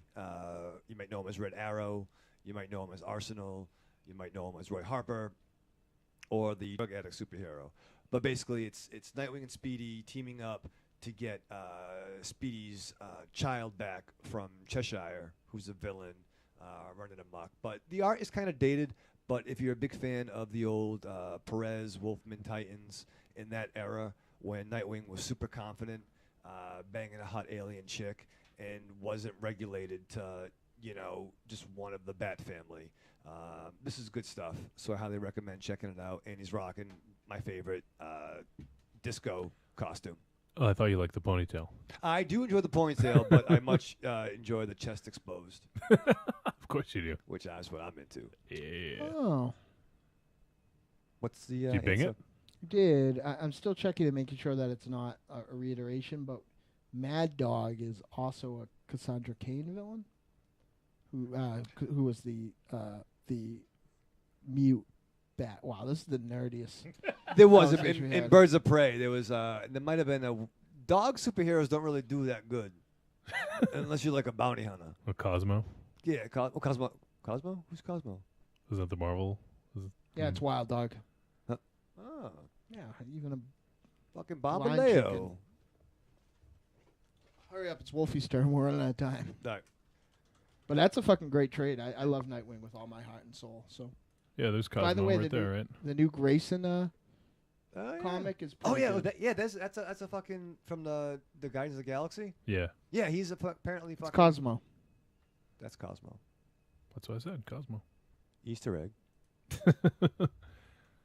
All right, so do my double tap, and I'm going to talk. I binge watched this. Oh, I binge watched the first 6 episodes last week, and then I watched the most recent episode the day after it aired. But I'm talking about, it was actually, I think it was double tapped by Rupert Feebles. We got to hang out with was it this Feebles, weekend. or was it the guy who looks like Joey Tron? No, we did get to hang out with Rupert Feebles this weekend. That was Fucking cool. Yeah, it awesome, was good to see Rupert. He's the good clone. Hey. But I can't remember. Someone double tapped on the show, The Strain, the novels by Guillermo del Toro and Chuck Hogan. And Hogan. I'm gonna double tap the TV show, which is airing on FX. Let me give you the high level synopsis here. A plane lands at JFK International Airport with the lights off and doors sealed. Epidemiologist, is that really what it is? Epidemiologist Dr. Ephraim Goodweather and his team are sent to investigate. On board, they find 206 corpses and 4 survivors. The situation deteriorates when all the bodies disappear from the morgue. Goodweather and a small group of helpers find themselves battling to protect not only their own loved ones, but the entire city from an ancient threat to humanity. So The Strain is a pretty cool fucking vampire horror drama. It's on FX. It's in its first season. I think it was just the 7th episode that aired, and they just renewed it for a second season, so it'll be coming back for at least a second season. The pilot was actually directed by Guillermo del Toro and written by him and Chuck Hogan, which is a surprise. Because actually, Psycho Patrick had talked about it after the first one aired. And what's going on here? I think he might have double tapped the series. No, he just sent us in a voicemail and talked about it. What is going on? Did you unwrapping a present? Jesus. I put my boys back in. So, I dig it. Has anyone else seen? I got through. I watched, I think, the first 2 episodes. They were still on the plane. Okay. The girl. There's a girl. There's a girl. Yeah. But no, the girl. The little dad, girl. The little girl. Yeah. Little girl. That stuff was going on. Yeah. I want to watch more. I think it was about to It pick picks up. It picks up. Yep. And just got dropped off. I just got tied up. Yeah. But I do want to finish. This last episode was pretty cool. There's something sort of cool happened. It sounds like they're taking a Walking Dead approach where they're diverging from the books, and apparently a character shows up in this that doesn't even appear in the first book. So I guess they're playing with the timelines. So it's cool. I dig it. And while it seems like most of the shows that I want to watch are coming on in the fall, it's cool to have something here in the summer, end of the summer, to sort of pad it out and wait for for Arrow to come back, for The Flash, for Constantine, for Gotham, for Walking Dead, any number of Sons of shows. Anarchy, final season. I'm going to have fun not watching any of those shows. Well, I'm going to watch probably all of them. So You can watch your ramen noodles. Your ramen noodles. ramen noodles. ramen. Whatever. I got that for my birthday. It took me till the other day to open it. So don't yell at me. Fucking balls to zero here, watching 5 movies a day. All right, and my last tap, I just received this in the mail, and I think, Tiny, you probably should have got yours as well. Yeah. Yep, what I'm talking about is R.A. Salvatore's Demon Wars Reformation. Oh. So let me just post the image here on the live feed for anyone checking that out. So just got it in the mail just a couple days ago. It's the core rulebook for Demon Wars Reformation. And if you guys remember, way back in, I think in the 50s, in episode 50-something or other, 50s or 60s, I can't remember, we had in succession, we had Gino Salvatore, Brian Salvatore, and R.A. Salvatore 3 weeks in a row, and they're the three responsible for this this book here that I hold in my hands. It's fucking great. It's the core rule book. I'm hoping that we can play. What do you think, Dynamo? You think there's going to be some time to play? Yeah. I'm actually designing a game now, but it would be nice to sit down and read somebody else's rules because I'm really struggling. I'm kind of out of my element. Yeah. In typical me fashion, that was what I decided to do instead of like when I was getting stressed about writing a comic, which I actually know how to do. So, but I'm excited. I just like to role play because it's tabletop gaming is a very nerdy thing, obviously, but it's something that I think that it's a kind of fun that it's similar to this. It's unquantifiable to anybody who's never done it, but it's like it's kind of just an excuse to sit around and shoot the shit with your friends. And unlike a movie or something else where you're engaged by something happening, this is your moving the narration. It's a real fun social thing. And we haven't done it in a while. We used to do it all the time. Yeah. It's been, at least this group hasn't done it in a while. I know you go to games every now and again, but I go to games at a Masonic lodge every Tuesday night, folks. Never kissed a girl, folks. So that's it for this week's Double Tap. I think we'll talk about it off the air, but I think we're gonna try to figure out a revolving segment for this second half of the show. I got a good idea that I really would like to bring an element that we all love that we don't get to talk about enough in a way that will make it palatable to folks who don't care for it. Yeah. So cool. So we have we don't have much in the way of feedback, but we do have a message to play. Let me just find it here. Go ahead and play this message. And the player's muted, of course. So here we go. Hi, Trick or Treat Radio. My name is Francis, hey, and Francis. I'm calling from the Sunnytime Mall. And I just wanted to let your listeners know that all this week through Labor Day weekend, we'll be giving people the opportunity to take the ALS Ice Bucket Challenge. And now you've probably seen a lot of celebrities doing it online, but regular people can do it too. In fact, I see somebody right now. Hello, sir? Do you with the drink in his hand? What do you want? Hi, sir. Could you come over here? Jesus. This is not going to be good. What? Hi, sir. Are you familiar with the ALS Ice Bucket Challenge videos that have been popping up on YouTube? No, I don't go on YouTube. I only visit websites that download pornography straight to my smartphone. Okay, are you familiar with ALS? American League Soccer? Fuck those guys. No, not that. Have you heard of Lou Gehrig's disease? No, but if he played for the ALS, he probably deserved it. No, he didn't play for... Never mind. Anyway, there's a disease called amyotrophic lateral sclerosis, and what that! Yeah, I've heard of that, dummy. Okay, duh. Then you know how serious it is. I mean, do you have any idea what happens to people when they're barely able to move around and do things with their lives? Yes, they review movies for 3-hour podcasts. Sir, I'm being serious. Dicks. Have you ever seen somebody with almost no muscles whatsoever? Have I? Oh, my lord. One time.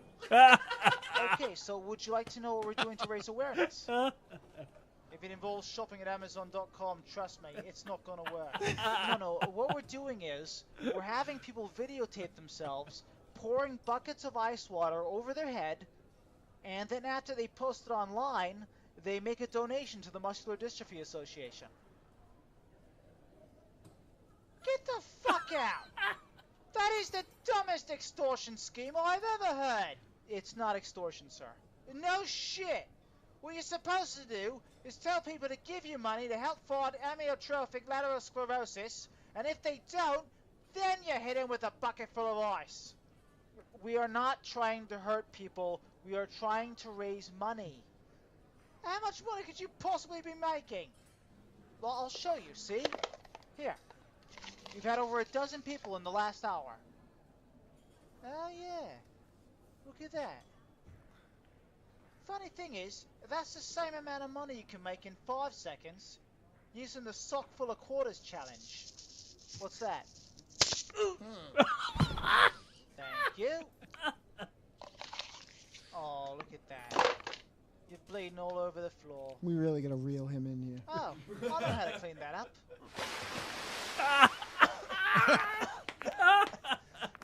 I can't. You shouldn't laugh at him really at all.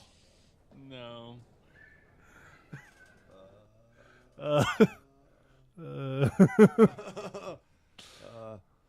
Maybe we should try that.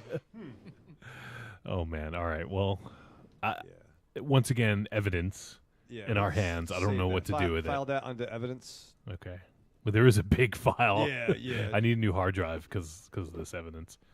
All right. So we haven't had many tweets lately. You guys should fix that. Yeah. But this is from last week. We didn't have time to read them. So from Pantaphobe. Nice. Yeah. She says, "Tell Raven Shadow, thanks for the photos. They're entertainingly terrifying, but I asked for it. And now I know it's spelled Bombaleo." So now she knows how to spell it. See, there you go. It's educational. So it's nice to hear from Pantaphobe. Yeah. It's been a while. Maybe she's busy filming a movie or something. Lying low. It's been hot out. It has been. So Pantaphobe, and we also heard from Psycho Patrick, our boy. He says, "Please review Paradise Alley. It's the Sylvester Stallone. It's Sylvester Stallone at his best, and it stars Terry Funk and Joe Spinell. It's on Netflix." Oh shit. Joe Spinell. I do love I love me some Joe Spinell. Which one's Joe Spinell? Maybe Joe Spinell does the triple flip. Dude, I recognize this movie cover. Yeah, I have never seen it, but I know I've seen the cover tons. Let me pull it up real quick and I can show you guys. You guys is Paradise Alley. Wow. Whoa. What the fuck? What am I looking at right now? I don't know. What are you looking at? I'm looking at the trailer for this movie. It's quite something. It's quite something? It's quite something. Did you say? It's, it looks like Rocky in Newsies. It is Rocky and Newsies. That's the summary of the movie. Rocky and Newsies, it says. He directed it too. He wrote and directed it. So Are you kidding me right now? Sly. There's some boxing in. Oh no, there's wrestling. I see some wrestling going on here. Have you ever seen it, Dynamo? No. I've never seen it either.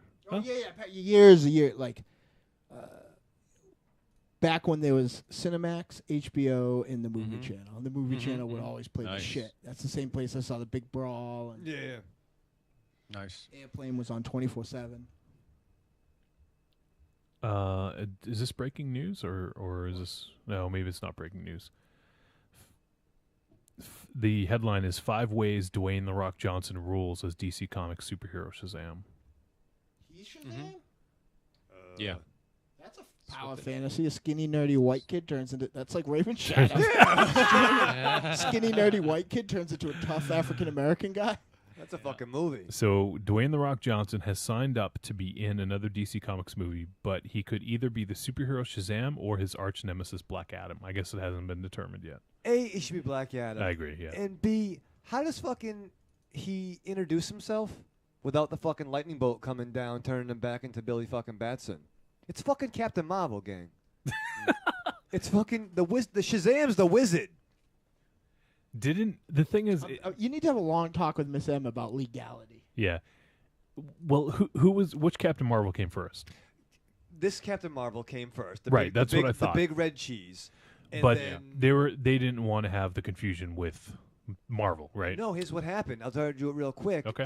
Captain Marvel was out selling Superman back in the 40s or whatever the fuck. Yeah, it was hot. And so DC were like, no, they claimed copyright infringement on the two characters, even though they're very different, you know what I mean? But because of that legality, it took Captain Marvel off the table for years. Come the 70s, Marvel did Captain Marvel, the alien cream motherfucker, and they trademarked the name. So when DC finally acquired the property to bring Billy Batson back, the deal was he could be called Captain Marvel. You just couldn't have Captain Marvel on any comic book covers. Right. So that's why all the books were either The Power of Shazam. with one magic word, Shazam. And then somewhere along the lines, DC finally caved, and now they just call him Shazam. Yeah. Did we start this late that we're not terribly over right now? we're pretty much right at about 3 hours, so Okay. we need to wrap it up. But yeah, I'm not going to read this, but that's a discussion for another day, I think. But yeah, it's interesting. I don't know. I'd rather see him be Black Adam, honestly. I mean, Yeah, much better character. yeah, Yeah, agreed. much better opportunity for him to be himself. Yeah. I don't think. Yeah, I think. I don't No, see it's him. a good comedic beats if they do it with the the character being very milquetoast. Mm-hmm. Yeah, I could see that. Could be. So it'll be interesting to see what happens. I thought he was playing Lobo. Remember that was Lobo the- McFadden. Yes. I actually am one generation. My agent, our former, who eventually turned into our evil manager, lived with the guy who created Lobo, with Keith Giffen, and he unfortunately got hit by a car and is in a coma now. So I think the estate might have that stuff tied up. I don't know too much about it, but it's a really sad, awful story. Who was it? No, it wasn't Bill Manto. No. Oh, Dynamo, I know you've been following us closely. It looks like the Market Basket thing is all over now. Nothing like getting fucking glared at every day because I need Ziploc bags. Fuck them assholes. Go to All fucking right. Shaw's. They're open. Jesus Christ. All right. I wanted to briefly talk about Sin City because we had the big event. Yeah, if you don't go to those events, like, you're missing out. We had a great time. I'll say this. I didn't think the Guardians of the Galaxy roster could have gotten better. Mm-hmm. But I think the Sin City grouping may have topped we it. had less people, but it was still a great get-together. I think we had more. No, we had less. Really? Yeah, we took up a whole row. Yeah, we had like the whole middle of the Theater. restaurant. Oh, that's true, yeah. Yeah, and at the theater we had like a whole row. So yeah, there A was whole row and people sitting like a row above us. Yeah, I think there was 10 this time, and there was like 16 or 17 last time. So yeah, it was a good time though. We went and saw Sin City 2, A Dame to Kill For, and had some good food, some good drinks, good company. I wanted to talk real quick about the movie. We'll get there next week, maybe. I don't think it even warrants a conversation. I just want to say, I felt it was kind of uninspired. It was just okay. Yeah. It went through. I didn't hate it. I watched it, and then when it was over, I was like, okay. Yeah, Wasn't as good as the I'll first agree. one. I actually, I might write a review for the Okay, for the Upset cool. blog. Well, there you I go, do have a maybe. lot to say about it. Yeah. I had a very long conversation today with my partner Myra, as we should have been booking shows to make money, but instead we talked about Sin City, Joseph Gordon-Levitt. I liked him in it. Yeah, I felt like that was the weakest part, though. Yeah, there's some things I didn't like about that story, but I liked him in it.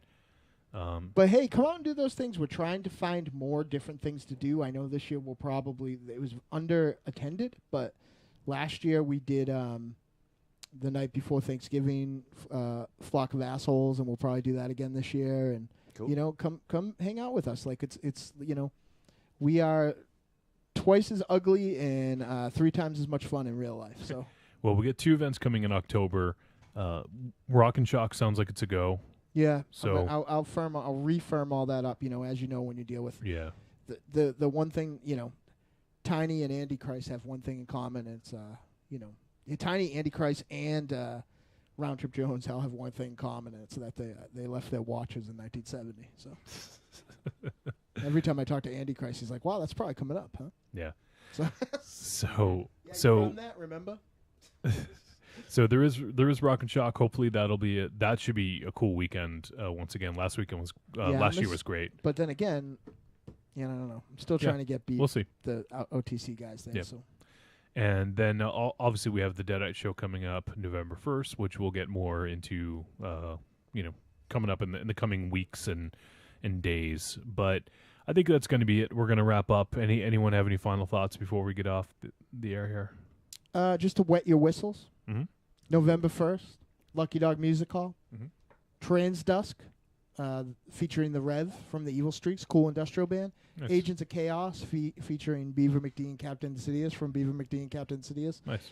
The New England return of the now LA superstars, Gamble and Burke, and a little band called the Deadites. Sounds like a good show to me. I'm sure there'll be some guest hosts and some other information coming out. Yeah. So That's wrapping that up. Gonna Yep. be making hopefully a movie if I don't fuck it up. Gonna Which I'm make gonna a movie? I'm gonna fuck it up, but like that's my goal. Anything else, Raven Shadow? Nah, I'm good, man. You sure? What? Remember, children, wherever you go. No, what were you gonna say? Quick. The Jessica Alba story confused me timeline-wise. You know what I mean? I don't know. I haven't read To Dame to Kill For, so She wasn't in that. okay. But she was more naked in the books. Get fucking naked, Jessica Alba. Really, you're fucking playing a stripper. We gotta go.